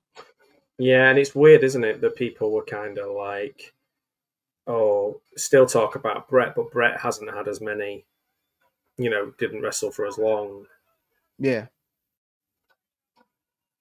And like literally hardly had any decent matches in WCW. I can only really think of like the Benoit match. And... The Benoit match, right? Yeah. Yeah. Thanks, Bill Goldberg. Oh, Bill Goldberg. He prefers Goldberg. Oh, does he? I'm sorry, Bill Goldberg. That's the humor side of him as well. I think the Canadian sense of humor is very similar to the British sense of humor. The Brits, yeah. Oh yeah, definitely. And then of course my favorite is the El Dandy promo, but yeah. Don't you besmirch the name of El Dandy. And here we are. We've had the moment that has been watched and replayed and talked about more than any moment in wrestling, maybe. That or maybe Foley going off the cage. That's probably the two biggest. When he says, "Can you stop saying that I got tossed off the cage?" Because that means something very different. Yeah, that means something entirely different. Yes. Yeah. So funny. And also, did you notice how fast Vince was out there? Yeah, He's Like, I get that. I know why. I get why he does that, because it's like someone when they do something bad, like it's like when somebody does like a murder and then they get interviewed by the TV. It's like that. For some reason, there's a compulsion to there's a little tell that you have to kind of almost own up for it or take responsibility for it. Yeah. Also, I think it's protecting Sean as well. Yeah. Well, that's why Triple H was out there too. Yeah. Oh, big tough guy. Yeah. When Triple H's the voyage of Triple H's voice over the years, what happened to him to make his voice go so deep? And is it just because Vince has a deep voice? I don't know. Because he used to have quite a high voice and like quite a snotty kind of voice, and then his balls finally dropped. I don't know. Maybe that's it. You're right. You've worked it out. Just it took a while from all the steroids and stuff. Yeah, that's it. He knocked off the steroids, and then all of a sudden he was like, "Hey, how's it going, pal?" The Triple H where he goes all flabby when they all stop taking steroids is a really telling. He has the little roid belly. Uh-huh. Pop-Tarts, nice. What have you got? What flavour? I like some strawberry ones myself. I think I might have some funny wrestling clips here just before we get into the serious part of what's happening at the end of this film. 3, Let's see. 2. That's not the one. It's Bret the It's not that one. No. No, man. I did have a really good wrestling. Third time's a charm, perhaps? Maybe. I thought for sure that was the one. But I was wrong. Ooh, blueberry. Nice choice. Oh, yeah. I think I've had blueberry. We don't have as much choice over here, I'm afraid. We're here in the third world. Our Pop-Tarts are not quite as varied. I didn't even realize Blade is wearing a Survivor Series shirt. Oh wow! I wonder if he still has it. I wonder. I would. No. Blade carries a little razor in his wrist tape just in case he has to blade. Yeah. Or in his eyebrow. Oh, cool! Jeepers Creepers 3. Nice.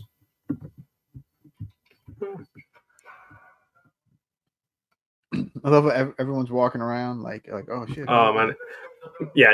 Like it depends whether you're a nosy bastard and you want to know what's going on, or you just don't want to get involved and you just get the hell out of there.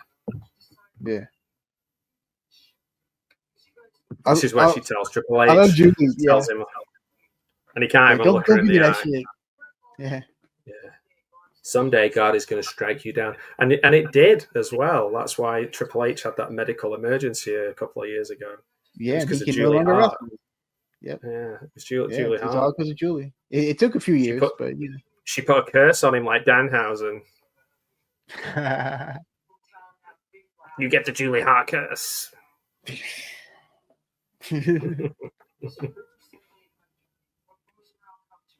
Goes around, comes around. One day you'll run the whole company, and you won't even have to answer to Vince, and you'll be married to his daughter, and you will give her 3 or 4 children, I can't even remember, and you'll make lots of money, and your show will be on Netflix. That'll teach you.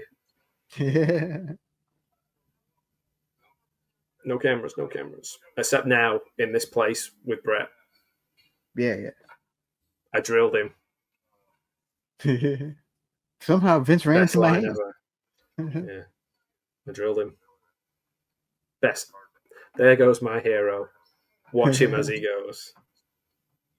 Knocked him right out. I would with footage of him knocking out Vince. That would have been. Yeah, Vince staggering. I love Vince hobbling out too. Like, yeah, so it's great. Wobbling from side to side. So only the funniest other Vince thing is when he popped both of his quads. Yeah. And sat there telling him off like he was playing a game of Duck, Duck, Goose. Indeed. Stu Hart judgment call, he called it. I mean, punching somebody in the face. I mean, what else? What else could you do? You know, it must have been a good punch because he seems so like all the weight of the world just left him. He just felt so much better after hitting him.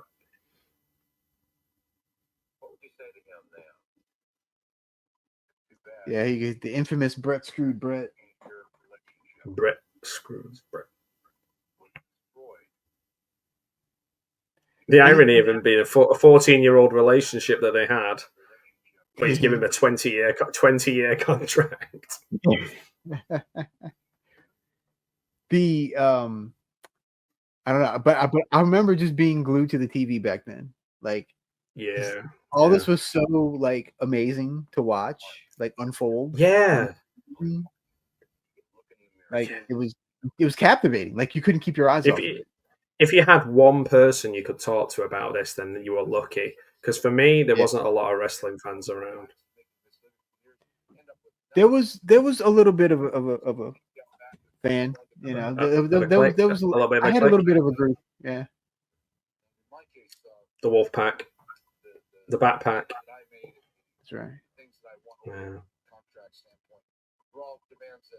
Anytime anyone eats anything and it's too sweet, I always have to do that, even if they can't see. I hide it under the yeah.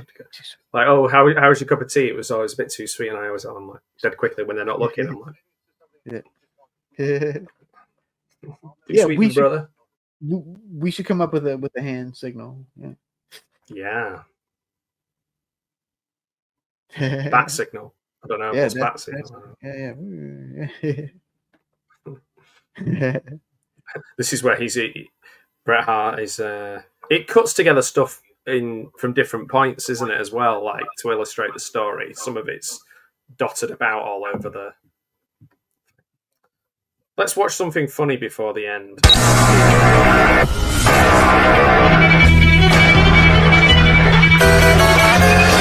Goes out of the bottom line. The Constantino Marella says.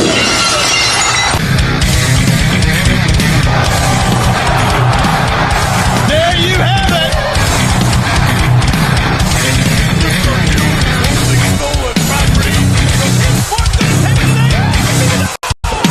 What's the Monday Night Raw here tonight live from Raleigh, North Carolina.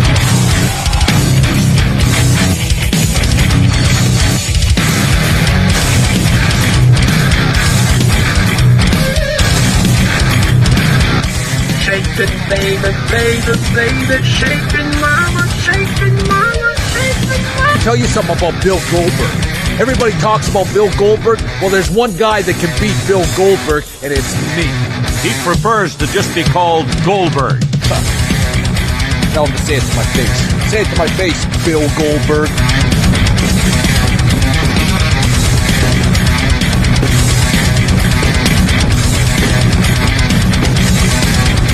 You have a big mouth, John Cena, and there's nothing I would like more for Christmas than a chance to shot it.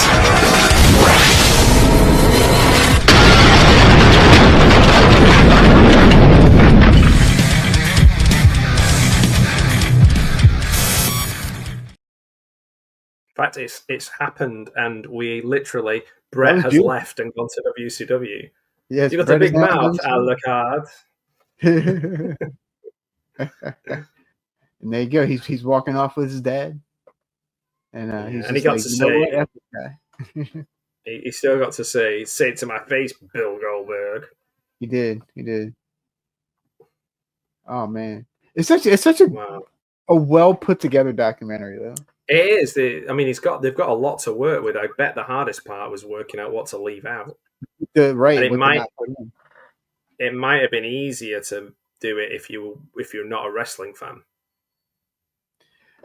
Possibly, but okay. But I did see an interview with Paul J, the director, and he was a wrestling fan. He was fascinated by what was happening currently in the wrestling business. So I guess this is skewed in a way. Hey, if you need to order the video, you can call the 1-800 number. I never realized that. I'm going to ring Gene Okerlund's wrestling line later on as well. Yeah, the wrestling hotline. That's right. Yeah. 1-900-909, whatever. You're right, though. It is a very well put together movie. It is, and if you're a fan of Bret Hart, I think it's a must-have. Yeah. Or at least a must-watch. Yeah, you can get the just the vanilla version of it on VHS or DVD for pennies. Yeah, or you can get the Canadian International Pictures release by Vinegar Syndrome. Yeah, you can. However, it's hard. I was trying to get the Vinegar Syndrome. I think it's Vinegar Syndrome. I've done Dirty Work. You've got Dirty Work, and I couldn't get it over here. I could not get it. So, and I love Norm Macdonald. I was like, literally, like, note to self: buy this DVD, and then I didn't. So, oh man, and international stuff is weird. It's for the birds. That was really good fun, though. What? Go ahead. No, you go. No, I was gonna say, look at how long it took Mr. Blobby comic to get to me. So yeah, that's true, man. I'll get. What I'm gonna do is I'm gonna put an order in for any DVDs I want. Get you to send them over to me. That might work better. And I'll pay. Yeah, and I'll pay for the postage. Yeah. You just have to do it tracked, I think. Oh no, I did it tracked the first time, and they sent it back. It took 4 months to send it back to me, and then was it longer? Was it 6 months? I don't know. And something like it's crazy. And then I sent it exactly the same way the second time, and it got to you like within a week or so. Like a week, yeah. So go fit, right? Yeah, it's like that joke, isn't it? It's like I got a job work. I got a letter through the mail saying that I'm starting to work for the Royal Mail. I start last week. Yeah, that sounds about right. Yeah, sounds about right. Yeah, that was really good fun. I wonder if anybody in the chat is up for us watching Beyond the Mat at some point, but I've only got it on VHS. But Beyond the Mat, MATT. Beyond the Mat, yeah, that would be how I'd change my name under the thing. It'd be Beyond the Mat. Yeah. Oh man. And by the way, the Al the Batman Lucard, we each came up with that separately. Yeah, that's so weird. Which is hilarious because I came on, I'm like, oh look, he put it down there, and I was like, oh yeah, I did that at like 10 o'clock this morning. That's too funny. So like maybe like 8 or 9 hours before you joined and had that as your name. That's so weird. Same. So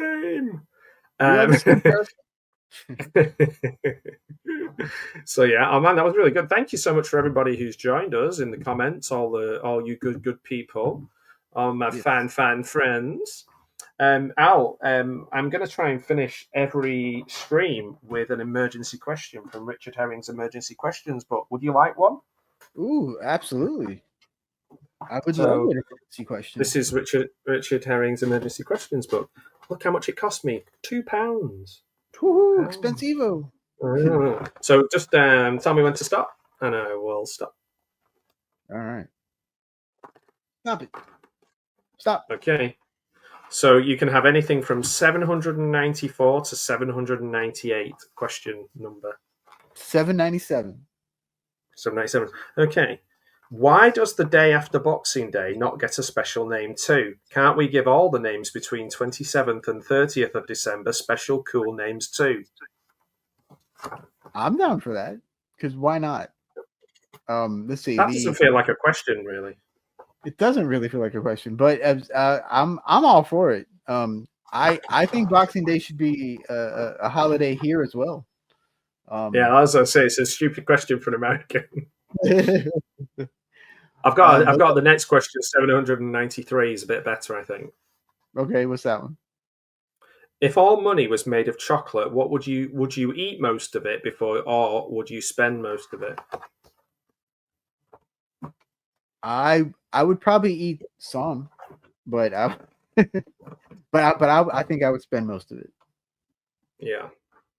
These are the big questions that we solve on Bret Hart or Hitman Hart Wrestling with Shadows live stream.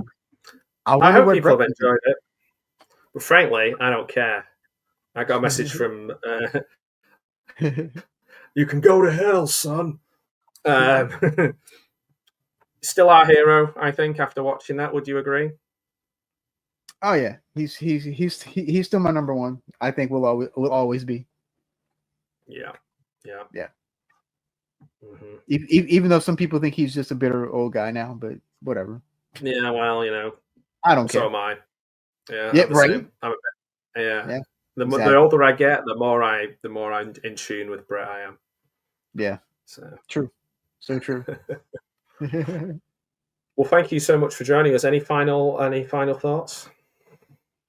Don't screw with the Hitman, otherwise Matt and I will come after you. Yeah, we're coming hard. We are. We're coming hard for you. Yeah, we're coming very hard. I don't think we should finish on that. I think we need to finish on something else. Or should we? Oh, yeah, I remember Bret Hart. No, it wasn't Bret Hart. Brock Lesnar was doing that. He was like, "And I'm coming hard." That was the last time I saw it. Yeah. So I guess that's the end of that. No, I really enjoyed that, and wrestling things for us to watch in the future beyond the mat. Yes, I have a couple of ideas too. I'll run by you later. Oh, cool. I was going to say, I think maybe 2.5 years ago, we said we were going to watch Ready to Rumble. That probably sounds about right. So, yeah, we probably need to do that one, too. Let's get ready to rumble. Well, ready to rumble. Say goodnight, Al. Good night, Al. Look, it's Bret the Hitman Hart.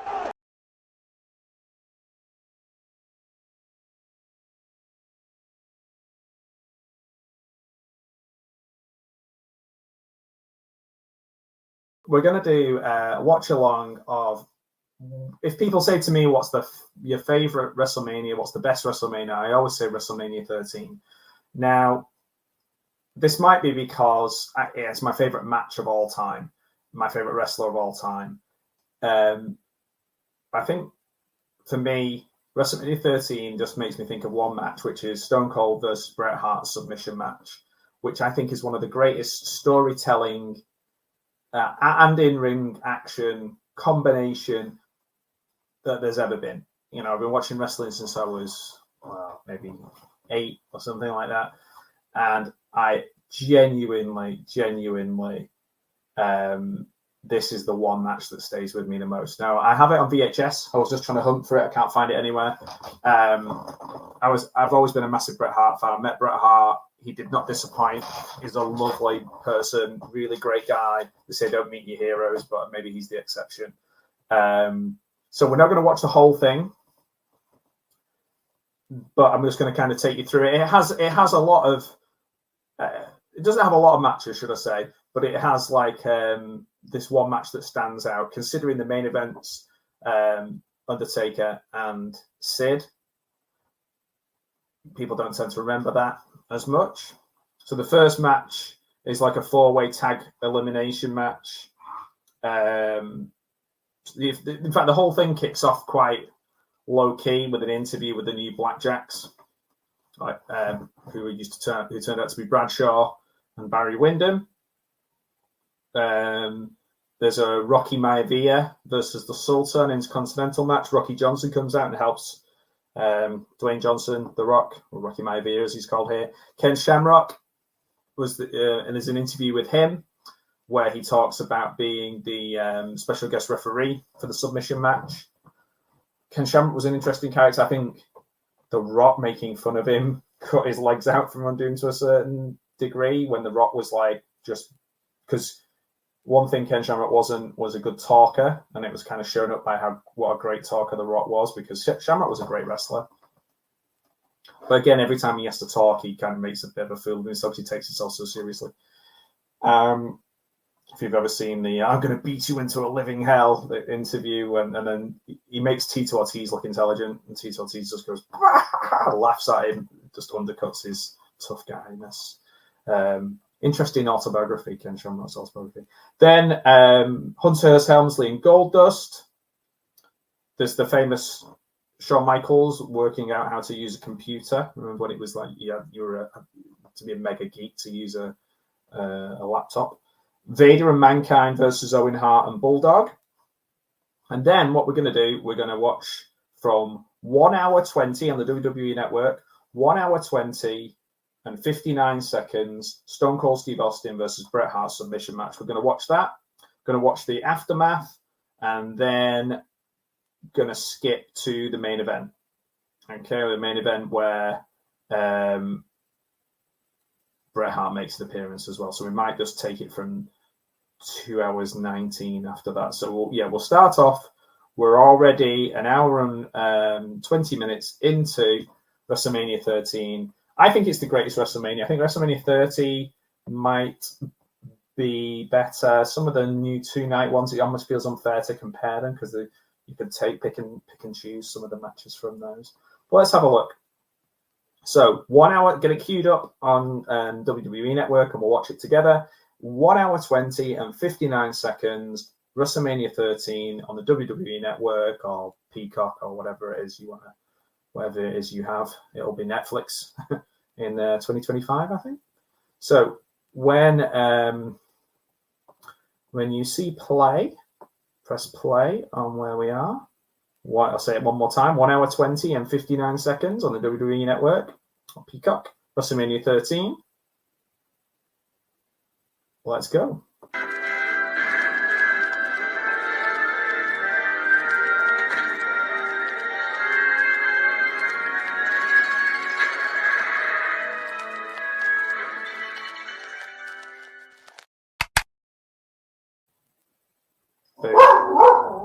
And as I press play, my dog goes crazy and starts barking.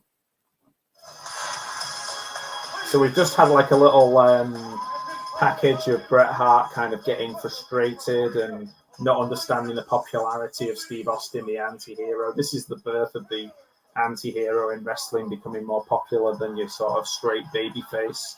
Special guest referee's already in the ring, Ken Shamrock. He's doing the knuckle up. Let's go. He's got his muscles bursting out of his shirt there. I think he deserves a lot of credit for his part in the Attitude Era, Ken Shamrock as well. Quite a lot of legitimacy to it all. It all helped. Part of the success. A bit like Mike Tyson popping up as well and things like that. So this is the iconic Stone Cold's music. We're watching him from the back. They're starting doing this a bit more now where the camera films them walking through the curtain. You very rarely see that under Kevin Dunn. This was one of the rare times, but now we're seeing it a lot more. This is where the actual glass does break as well, and so you see Stone Cold from walking towards it, and then you see him from the front, it breaks. And the fans are like, this guy rocks. You got signs like Bret Who and Austin 316 and 420. This is the real advent of signs everywhere. I mean, which was great to hold a sign like that, but to be stood behind them, a pain in the ass. They got a sign, Austin 316 said, I just whipped your ass. Then someone's got a sign saying Hitman 316. So at this point, I feel like the crowd is split. This isn't full peak Stone Cold Mania. Everyone's for Stone Cold and Bret's only loved in Canada and they play up to that character. This hasn't happened yet. This is a very rare and huge stage for a double turn. So by the end of this, the face will be a mega heel, and the heel tweener, before there really was tweeners, I guess. I suppose Roddy Piper would be a famous tweener, so that's a silly comment. But by the end of this, Stone Cold will be a babyface. Not through doing anything particularly traditional babyface, but through showing grit, resilience, determination, refusing to back down, which are all babyface qualities, but just still in a badass package. The music for both of these guys, I mean, come on, Bret's music, amazing to hear it. Even when I went to see him do like a speaking engagement and stuff, and his music's playing and he comes out, I'm just like, it's Bret. You know, like, go get him, champ. I've even got the glasses somewhere that he signed for me. Let's see if my dog lets me get up. Yeah, I've got the glasses. I think they're signed. I've got a pop vinyl figure that he signed as well. And I got to shuffle them on. Oh, dusty. Just the problem with wearing sunglasses when you're a glasses wearer, a spectacles wearer. Let me get Bret. I don't have many pop vinyl figures, if I'm honest. But I wanted to have something to sign. The dots are for his children. So there's dots there to Matt, Bret Hart. So there's 4 dots there. The guy behind me was like, oh, he puts dots on for the thing. I mean, literally, the guys they're going straight to work now. Like, Bret's not even had time to do his full thing. He's just Stone Cold's just double-legged him, and they're going for it. They're just belting the holy chisel out of each other. I'll tell you what, they're both laying it in here. I know that people say like Bret was one of the best people to wrestle because he did not hurt his opponents.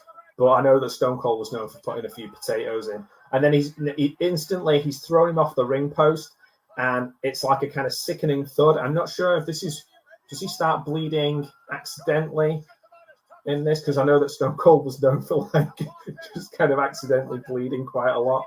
Shall I leave these on? Yeah, I'll leave these on. He's just crotched Bret on the metal post, on the metal guardrail, and then gone straight over. Obviously, there's no rules here. Shamrock's just to keep everyone out of the way and just take the submission. Remember, this is a submission match. Stone Cold's thing was, you can have your little sharpshooter and all that and talk about it, but he's just going to beat you up until you quit. Like, that's going to be his thing. This is Stone Cold's already had the neck injury and the knee injury at this point, I believe. Yes. So he's not the stunning Steve Austin quality of in-ring performer. He's pure brawler at this point, which fits the character. He's now stomping Bret against this hoarding here. It looks like the arena might have been like a basketball or ice hockey arena because there's another layer of adverts, like hoardings. They're right in there. They're doing their walk and brawl. Before the walk and brawl got really boring in the sort of mid-2000s, this was quite a radical thing to have a walk and brawl on the WWF anyway, because you get it in Japan, you'd see it occasionally in indie stuff, but like we're moving towards that hardcore style of ECW and sort of bringing that into the mainstream. Obviously, what we didn't know was that WWF were certainly not against that style. In fact, Vince McMahon was funding ECW as it was rising. So there's a guy there with an NWO shirt in the crowd stood right next to Stone Cold. I imagine the people in the truck are trying to get the camera off him, but they're literally the spotlights are on him, and he's next to Bret and Stone Cold as they're beating each other up all the way around the crowd. And we're only a couple of minutes into the match. They're already crotched each other, double-legged each other. He's just done a backdrop on Stone Cold out in the crowd to get a pat on the back from all the crowd. I don't know how they must feel about that. Just people just mauling, just like touching with them all the time when they're out there. I don't know. I guess they get used to it. You've got some, like, Shamrock's trying to get everyone to stand back. You just get the impression Shamrock's like taking this mega seriously. He's doing a lot of this.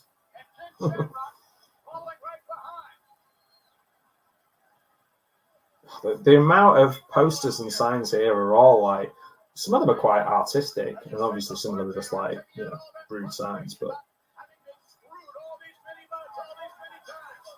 very rare that you're like, it's like the only person who could be suitable for this job, who's tough enough for this job, is Ken Shamrock. Like, that's pretty cool. Like, the world's most dangerous man. The only guy, because these guys are gonna, go to war. Bret's just done like a Bret's rope, like the second rope elbow drop, but he's done it off the ring hoardings. And now, and Stone Cold's just thrown him into the steps there with authority, like an absolute smash into them. So much so that they all move to one side. Stone Cold's rubbing his knee here. He's got the massive leg brace on that people kind of got used to seeing him there. He flips the double bird and then he goes down. He keeps kind of cutting to black in between certain things and then coming back to it. I don't know why he's doing that. I don't remember that at the time. I may have only ever watched this on VHS.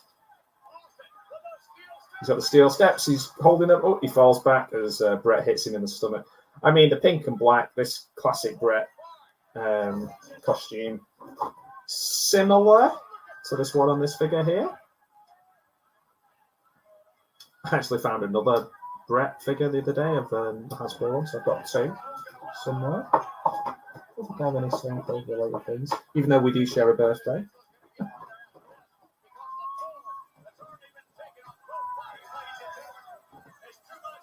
I did have the Austin 316 shirt when it came out. I did get it over from America. I think I've still got it somewhere. It's pretty much worn out now. I had the SCU one as well, the Stone Cold University one. I never turned on Bret, but I did become a Stone Cold fan. Wrestling really did become mainstream and pretty cool around that time, around the new metal and all that kind of stuff. I remember walking to school and seeing somebody had written Austin 316 on a wall, and I was like, what is this? Like, I thought I was the only person who liked this thing. Because we had friends who liked it, the Hulk Hogan era when we were younger, but I don't know, maybe there's like one or two people that I knew. So like this is like King's doing a pretty good job here on the commentary of like putting across Bret as a whiner. Just trying to subtly, it's all part of the storytelling, you know? Like you've got to put those seeds in there to, you know, I know some commentators, they don't want to know what's happening. I don't know whether Vince, I mean obviously Vince knows what's happening, but whether the King's subtly putting that in there for a reason, or just because the history he has with Bret, where he does think he's a whiner. So if you're watching along, there is 1 hour and 16 minutes left of WrestleMania at this point. This is a match that is shorter than I thought. I think it's just over 20 minutes long. Steve Austin is just having his leg pulled, like leg muscles twisted and pulled. Obviously, this is all in preparation of softening up Stone Cold for the sharpshooter, which is methodical. You know, he's not called a hitman for nothing. It's a dissection of that lower part of the body. It's just that thing where he pulls on the leg like I'm going to call it not a stump puller, but he falls over and pulls his leg out. We're sowing the seeds now that Stone Cold is going to be completely immobile, but he's not going to quit. He's having his leg taken back. It's also showing the ruthlessness of Bret. Now we know he's the hitman. We know that he's got that element to his character, but in a positive. Oh, and the stunner. He gets a stunner out of nowhere. Now the idea is here, I guess, to put across that Stone Cold could beat him. If this was a regular match, he'd pin him and he'd have won by now, in theory. But it's a submission match. So we're just saying, like, he's got your number, Bret. This guy's got your number. You're going to have to do something more than what you would normally do. Go above and beyond the what might be morally in your wheelhouse to win this match. Stone Cold is just holding on and struggling, and he's just hobbling around. I don't think he's actually walked now. Now, this is a very memorable bit. This is the figure four leg lock around the ring post.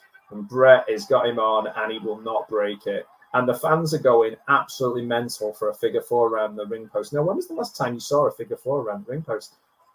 I think this is a uniquely Bret thing. He's pulling on that leg. The story is of Stone Cold's leg. It's a simple story, working a body part, but I don't think it's ever been done as well as in this match. And at this moment, people are cheering for Bret.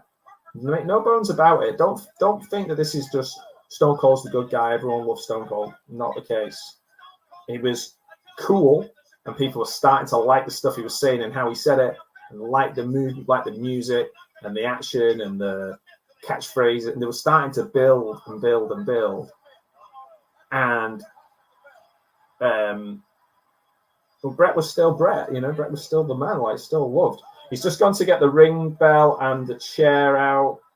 He's got two chairs. In fact, there was a padded chair, and he rejected it to get a regular chair, which I thought was interesting. So he's going to put this around the ankle of Stone Cold, mainly to tell a little bit of the story, because this is what Stone Cold did to Brian Pillman on an episode of Superstars broke his ankle, so that in theory, in reality, so that Brian Pillman could have an ankle surgery because he'd had a terrible ankle injuries.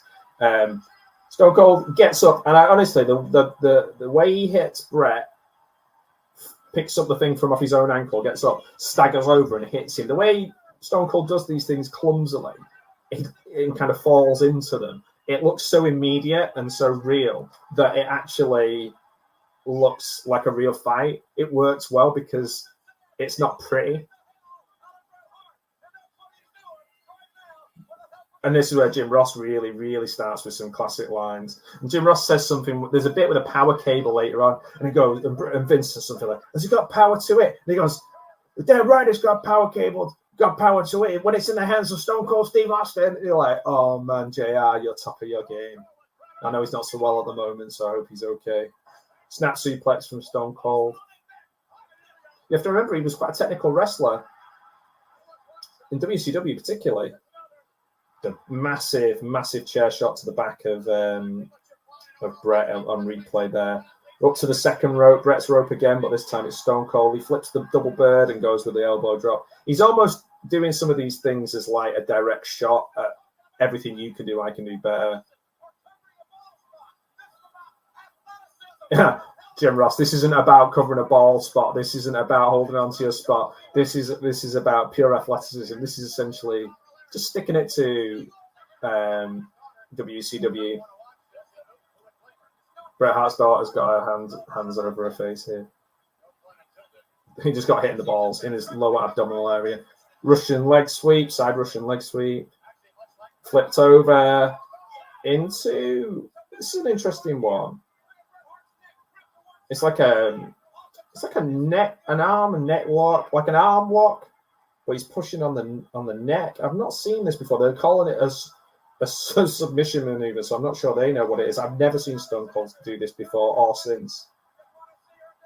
Basically got your leg pushing against the head on one side and you're pulling on the arm. A bit like an arm submission, if you will, like in Jiu-Jitsu. And there's Stu Hart. Even Stu woke up for this, says Jerry Lawler, which is... great little. It works having Lawler doing this because of his history with Bret. Boston Crab now from Stone Cold. Bret's not going for it. It's interesting. Stone Cold is actually trying some submission maneuvers. I don't think people knew what to make of that lot that he was in before. The crowd are a little bit more understanding, a little bit more with the Boston Crab. They're used to seeing a Boston Crab. Even if he gets to the ropes, it doesn't make any difference. He doesn't have to break it. Well, Shamrock was like, not sure what to do there. I think he got a bit confused because he doesn't have to break it.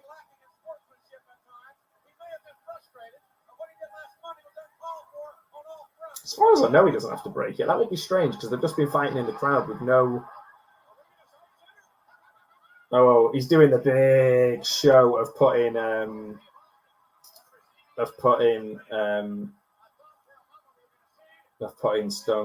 Bret into the sharpshooter. Everything's like a big FU with Stone Cold, like with this sort of stuff. It's like that's what why the feud with Bret works so well. It's like Kendrick Lamar at the moment with Dre. It's like, I hate the way you walk, the way you talk, the way you dress. Like, it's just, I innately don't like you and the way you do the thing, the way you exist. And he's so good at doing this. I don't think Stone Cold ever had a better feud. Even Vince McMahon, I guess, because Vince McMahon's not a threat. The people around him are a threat. But if you're talking one-on-one, they're the best. I think they're the best opponents. Obviously, Bret and Shawn, real life animosity. Some of the matches went on a bit, you know, like this is all action. There's two major matches that Stone Cold and Bret have had, the Survivor Series one and this, and they're both awesome. This for me is like, I don't know, I won't go higher than 5 stars. This is a 5-star out of 5-star. And I think that the Survivor Series one of my other favorite events, possibly my favorite wrestling event ever, Canadian Stampede, where they've got the Hart Foundation and you've got like Stone Cold and a load of other kind of misfits on the other side. That's an incredible match as well. Stone Cold's getting taken off in handcuffs at the end and flipping the bird to all the Canadians. Amazing. Okay, so Stone Cold's bust open now. How that happened, he probably gigged himself when he was down here in the corner. But he's very good at making it look like it's just popped up. So he's holding onto his head at the moment. He's got blood all over his arm. It's when he kind of went into the timekeeper's area. That sounds a bloody mess. Then he's whacked him into the post now, so now we can let the blood run freely. It's weird that Bret's kind of got like that big pad. Maybe, I mean, I know he's had loads of injuries and not many of them down to wrestling other than the kick from Goldberg, and I think then he had an accident as well. And had a stroke. But actually, in terms of, I don't think he's ever had a back injury. And I wonder if that's because he's got so much padding there in the back of those trunks. Because that's not his body, surely. And now he's going after the blood on Stone Cold's head. He just is like a shark and sadistic. So we're planting that seed. Remember, the people in the audience, in the crowd, they can't hear what seeds being planted by the commentary team. But when he turned around and looked at the crowd, then still got a lot of cheers, but a little smattering of boos as well because he's doing that on the head.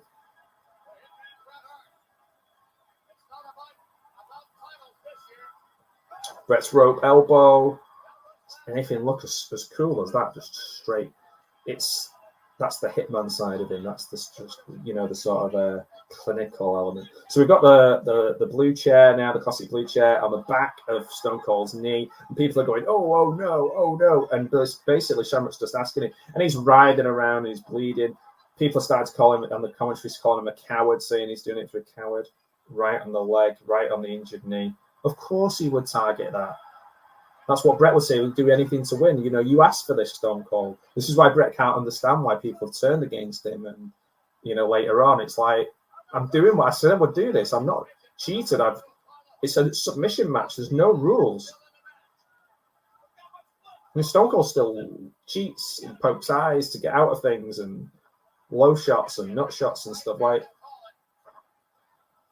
So he's lost a lot of blood. He's holding on. There's a moment where it switches where you think he's gone, and then he's just like, and he goes, Austin's ready to rock and roll, and you're like, oh my, this guy has lost it, like he's at death's door. This is what he's got left now. He's just gone really low. He's just done a kick right, a 7-10 split right on Bret, and Bret sold that like a champ,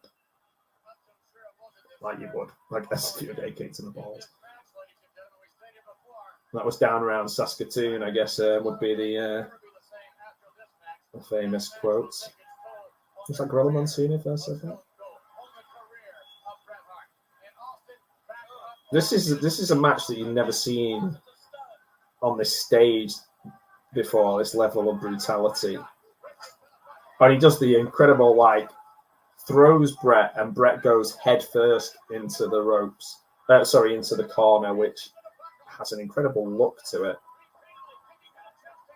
It says sternum first, but I think Austin's ready to rock and roll. He's got the thing he's doing, the stomp with the mud hole in him, which is quite new around this time, and then the double bird. And he's like, right, I don't care, I can't walk, I'm bleeding. This is it, you son of a bitch. Like he's gone, he's lost it, man. He's trying to get him up to do like a superplex. Now, can Stone Cold's leg support this? This is the question.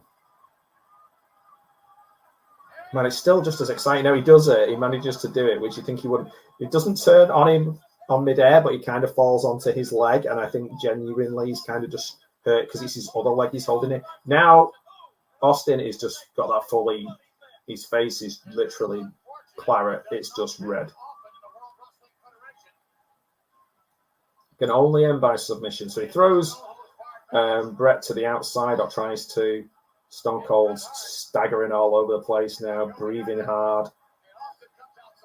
What's he going for? He's going for the ropes. This is the red power cable now. Famous line, like I said before. It's an extension cord. Has it got power to it?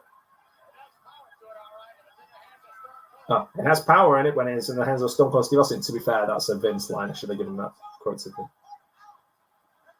Now, I don't know how he does this, but whenever Bret's being choked by something, he can make his face go really purple. Now, it's either he's really being choked or he's just very good at, like, sort of doing that.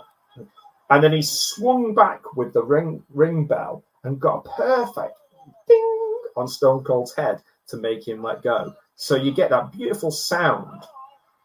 And here we go. He's got all of his leg. It's sharpshooter time. By the way, sharpshooter really does hurt. For a kid, he used to be always either in the sharpshooter or putting people in the sharpshooter as a kid. It hurts. He's shaking his head. Now, this is the classic. You'll see this on T-shirts, on posters. This is Stone Cold Steve Austin's defining moment, other than the 316 speech. The cameraman is looking directly down the barrel of Stone Cold's face, and he's like, and he won't quit. And he's like, Shamrock's going, do you quit? And he's like, no, and he's holding onto his head, and he's shaking his head.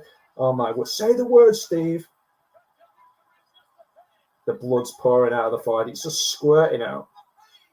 He's like, continuing to resist. Oh my days. People are like going absolutely crazy. Not that guy in the front row, but everyone else. If I was front row in this, I'd be going insane. Oh man, and he just lifted his head down, and when his head touched the mat, all the blood was all over the mat, and he just kind of took some of it with him. He's lifting up, he's shouting, he's dripping into his mouth, into his eyes. Bret's he's breaking it now. He's going to try and break it. Bret's trying to sit down on it, and he's broke it, but Bret has still got it in. This is the cleverness of him. This is the wherewithal of Bret Hart. He's still got him. He's still got him in the thing. Oh, and Austin's still in the move, and he's still screaming. The fans have just let them down, and now they're building back up again. It's like waves, man. They're playing this crowd like a cheap violin. Oh my word, he's reaching for the ropes now, but I don't know. I don't understand why a rope break would happen when you can do anything in a submission match. But anyway, I never questioned that at the time, but here I am questioning it years later. So Austin's now passed out, completely passed out, but he did not quit. So the fan is like, the story is being told by Jim Ross now, and he's taking control. He's like, listen, he's unconscious. He did not quit. He never gave up. What, he passed out with the pain. He couldn't. And the fans are like, this is like, it's the right level of the fans going, this is bullshit. Not bullshit because you don't like what happened, which they don't, but because they wanted Stone Cold to get out of it. They were rooting for him, and Bret's doing the thing where he's looking at the crowd like, is this not what you wanted? He wanted this. I did this. I finished this. I won the match. He couldn't carry on. It had to end. I'm justifiably the winner. Why aren't you cheering me? And then obviously the fans are going, you didn't beat him. You didn't tap him out. Now the story continues after the match. This is important. The match doesn't end. Now, how you can kind of undercut something with what happens in the ring after the bell's rung and the winner's been announced is really important. And in this sense, it's done perfectly. So he's still out. He's literally just trying to, and Bret continues to kick on that leg. And it's like, oh, come on, Bret, what are you doing? This is not, because up until now, he's doing his job. This is going beyond. This is personal now. And he's going, kicking the thing. Shamrock, I don't know how much of a part. Shamrock's got the waist lock around him, and he takes down Bret. First movement that Shamrock's ever done where he's put his hands on someone in WWE, WWF. And he's like, come on, Bret, you want to go? Let's go. And to be fair, we don't know what sort of part Shamrock's going to have in this in the future. Is he going to be a main event player or not? He could be at this point. And he's like, let's go, man. Let's go, Bret. I'll do it. And the fans are going, yeah, take it, Shamrock. You do it. And Bret's like, nah.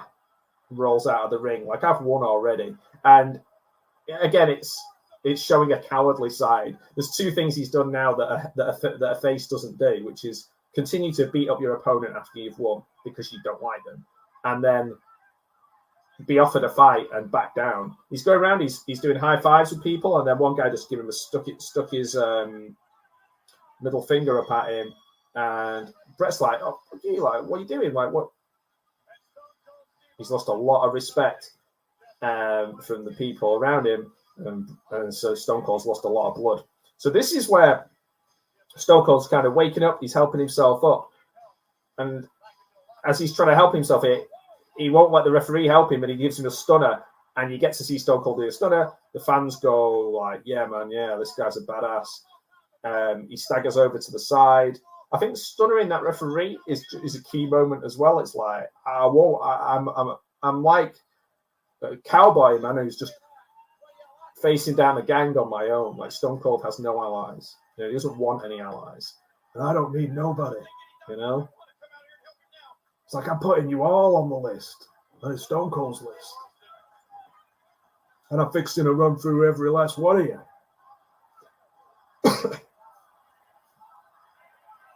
And then the fans start going, oh, Sting, and it builds and it builds and it builds. And Vince is dropping words in there like gutsy and stuff like that. The fans are like patting him on the back. There's nobody booing him. There was some booing Bret. He wouldn't submit. Stubborn, refusing to quit. And then as he's going his way, he said he'll go back, but he'll take his pride with him. That's got to be the best double turn in history. So subtle. The fans didn't even know they were being played, man. And it worked on me. I was a Bret fan from like 7, 8 years old. And I was like, oh man, I like this Stone Cold guy. Look at the ring. The amount of blood on there. Gee whiz. It's last one out of Japan. It was not pretty. Vince said it was not pretty, and there was lots of boos for Bret. So, of course, the story continues. It does everything that you want from a match. It has a resolution, but it continues.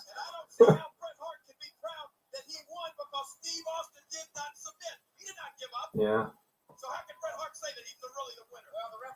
And the debate rages on, you know, did he really win?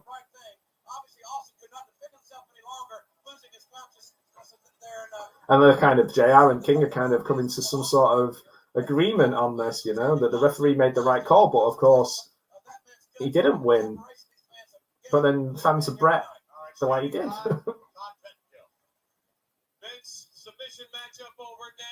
So now we're going to move to 2 hours and 19 minutes and 46 seconds. 2 hours, 19 minutes and 46 seconds. On the WWE Network, it says Bret Hart interrupts the main event. So let's go. 2 hours and 19 minutes and 46 seconds. So starting that now as that's what the chapter says, but actually when you click on it, it's Sid entering the ring to the Psycho music with the big Sid in light. So yeah, like I said, that was the time code. I like Sid, man. I thought he was a badass. That Winged Eagle belt, man, what the best belt, best heavyweight title belt. Right? And tell you what, looking at Sid, when you look at the Undertaker and this, they look right against each other, you know. The Undertaker had a lot worse opponents than Sid. There's a good match between Sid and Shawn in Madison Square Garden where the fans go for Sid. Oh, here we go. Here comes Bret.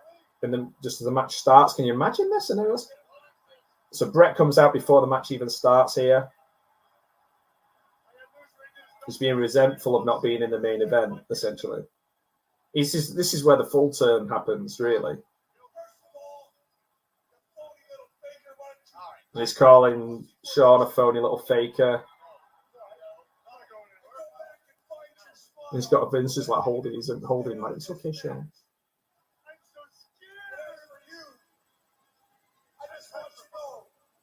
He's doing his stuff. Shawn's doing his I'm so screwed.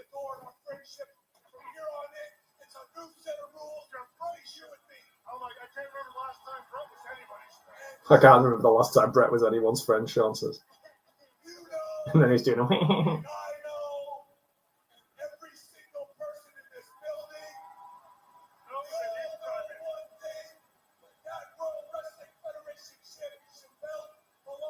and he's basically saying the belt belongs to him.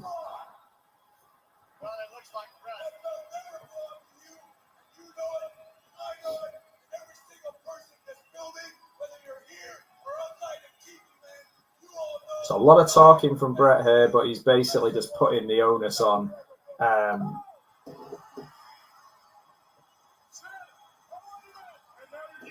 everybody's not, not an ally anymore. And Sid just did a powerbomb on him, and everyone was well happy, which is pretty amazing. He's like, they basically put he's a crybaby, he's a whiner.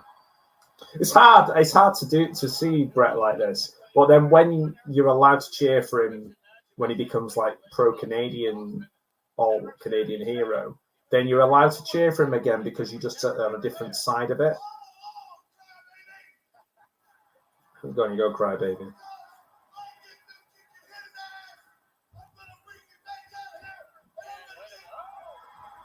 And then Sid's been caught by The Undertaker because he's too busy berating Bret.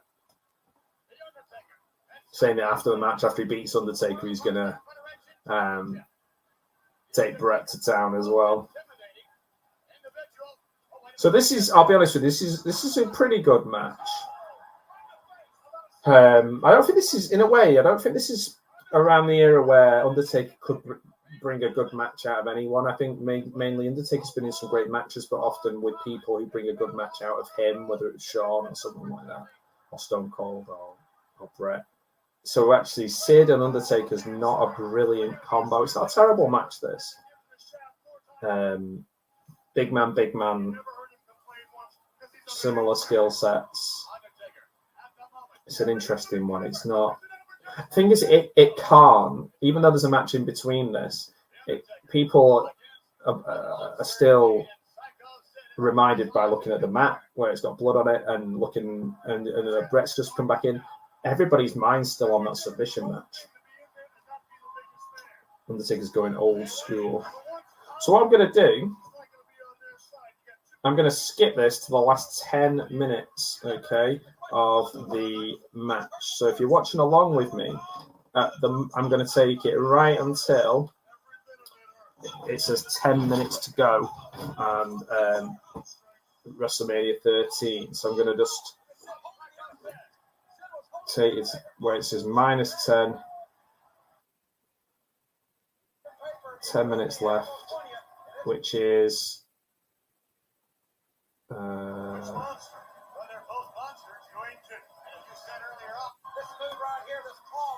let me see. Yeah, I'm on. Okay, so I'm on. There's 10 minutes 30 left. 10 minutes 30 left of the show. We've got Undertaker's kind of looking. You can see the little black tear under his eye. He's looking a little bit downhearted. And we've got about 10 minutes left, okay, of the main event. Never the best on commentary, Shawn Michaels. I always felt like Vince was proper kissing up to him a lot. So they're both on their feet. They've both gone for the big boot at the same time and both went down. They just said the Undertaker might be 2 weeks to deliver a tombstone. Has that ever happened?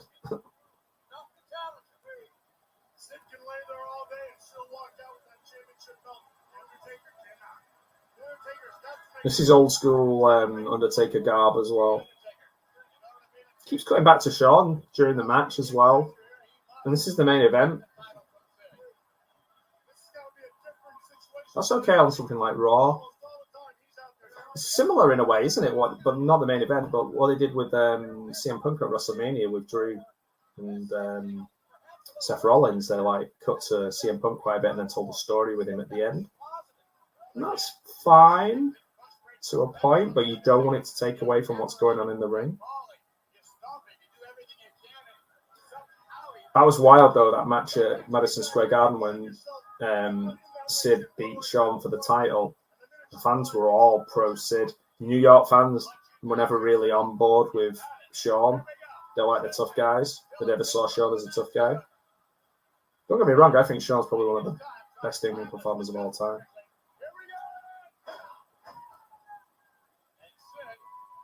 Blimey, the Ric Flair match, Ric Flair's proper last match. Wow.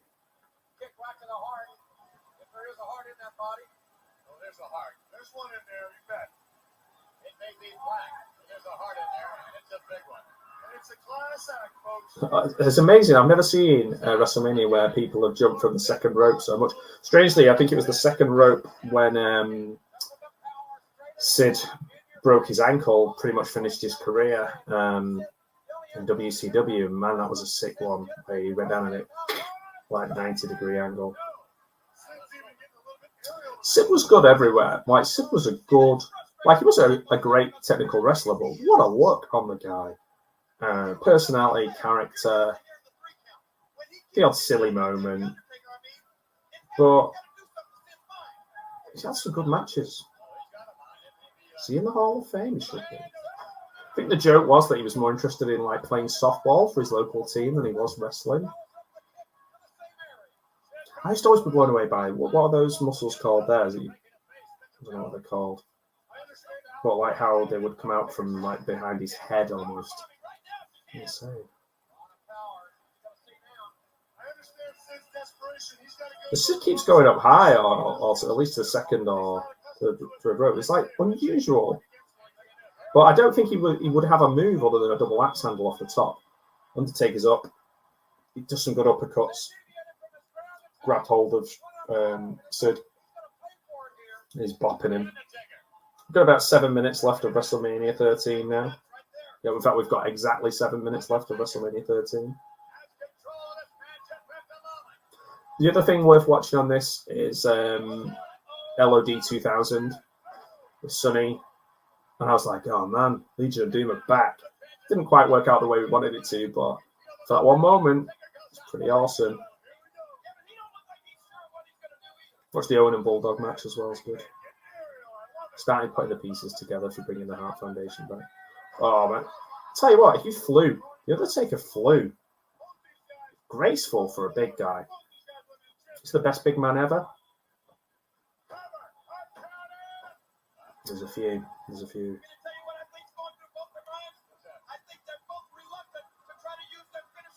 Neither of them are going for the finishing moves. This is kind of, because you forget the King just like puppies and just talking nonsense. But actually, around this era, he was adding some real colour to it, some like real colour commentary with dropping little bits of information. He's like, they're reluctant to use the finishing moves in case it doesn't work. Then psychologically, like, maybe we undersold how good the King was at this time. So he's gone for a tombstone now, Sid, on the Undertaker, and he's doing the full like crossing his arms thing. And somebody was so upset with that they've just thrown like a crushed up beer can. Saw a picture of Sid recently. He just looks like a kindly old granddad now. I think he's got his 2 grandkids with him. Wholesome Sid. To be fair, if he didn't, take it easy in his wrestling career and certain things, maybe that's benefited him that he's still with us. I mean, obviously, he did a few crazy things. He got into a fight with Arn Anderson and trying to stab Arn with a pair of scissors, but, for wrestling, I guess, is that tame? Will that be on a dark side of the ring? And then Bret comes out and hits Sid with a chair a couple of times. Undertaker's like, I don't want this. Pat Patterson and all the other guys are coming out, and Gerald Briscoe to take you away. Undertaker's like, I didn't ask you to do this. Like, to be fair, he's just got like a blank look. What a loser Bret Hart has turned out to be. So Vince has just gone like, yeah. It's interesting. These things do kind of mirror, real life stuff in a way, but not completely. Because I think Vince is thinking of a way out at this point with Bret. He's pinning all his money. You can see him, he's got his arm around Shawn before, and there's things like that are just little, maybe they didn't even know it, but there's subtle clues to what's really going on in their heads. Going for the choke slam. Undertaker's down.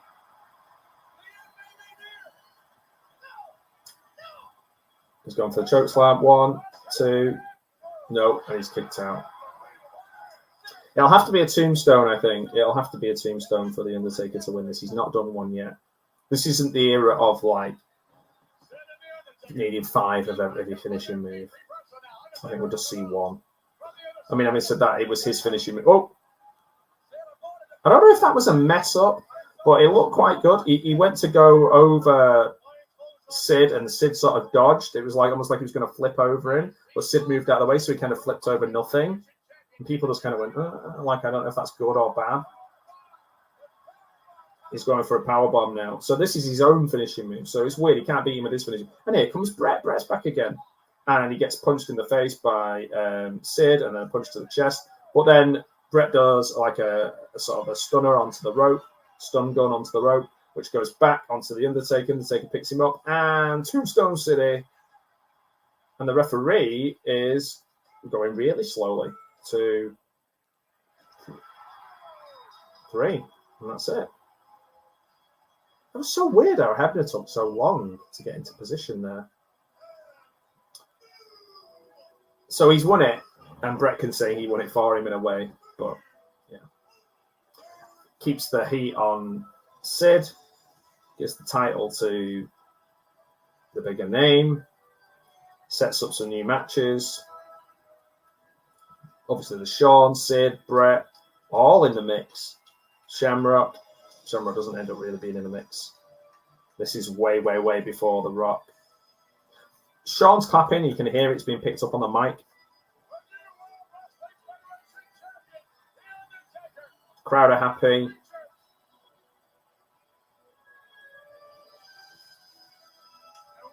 Yeah. The Undertaker's the champ. And literally, there's no big recap package or anything like that at the end of these WrestleManias. We've just got like a minute left of the show to celebrate. It's weird. It kind of keeps going black and then coming in and then black and then coming in. I don't know why that is. Like, there's like a second where it goes black, and I don't know why that is, but whether it's a problem with the network. Standing ovation from the fans. They're all happy that The Undertaker's won. He's doing the sitting down, and there's no pallbearer in this era with him. With possibly my favourite world title belt. I do like the old NWA belt as well, but this one's good.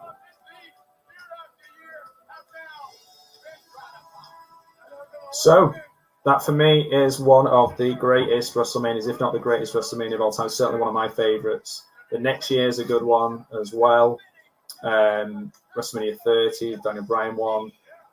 This year was good. I think the story, for me, it's the stories, you know, like this year with the Cody story, Daniel Bryan story. Well, this is possibly my favourite match of all time. If somebody said, what's your favourite wrestling match of all time, I'd say submission match. It does everything. I still have the same buzz when I watch that match than I did at the time when I stayed up late and watched it as a kid. If you're going to watch other things from this area, I'd recommend, like I said before, Canadian Stampede is incredible. It's good. Not everything in the Attitude Era is great. There's some good stuff. Obviously, some of the Foley stuff is insanely good. Some of the NWO stuff's fun in WCW, but like there's not a lot of great matches. And that's it, man. That's the end of WrestleMania 13. Stone Cold Shawn Michaels, real changing of the guard next year.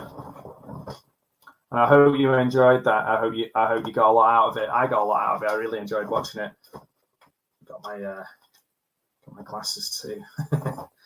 But yeah, were you a Bret guy, a Stone Cold guy? Do you have somebody else? Were you rooting for Shawn at the time? Were you rooting for The Undertaker?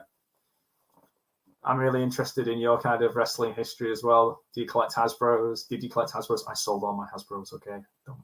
Don't shoot me, but I sold all my Hasbros. I've only got my Bret. I've got a Bret, an Owen, an Anvil, a British Bulldog, and then I've got a WCW Brian Pillman. So I've pretty much got the Hart Foundation. But everybody else has bricks. Okay. Well, goddamn, son. That was great. You can always got power to it, that cable, when Stone Cold's got it in his hands. So I loved it. I love going down memory lane with you and watching this. That's the VHS that I had as well. I put in the corner. So yeah, two of the best dance partners that have ever been, Stone Cold, Bret Hart. All right, guys, take care. Hope you enjoyed it. Be careful out there. See you later. Hey, Matthew, this is Fred Ottman Tugboat, Typhoon, the Shockmaster, the B.A. Big Steel Man, coming at you live from St. Petersburg, Florida. And let me tell you something, buddy. You better straighten up. Don't make me break out the Shockmaster.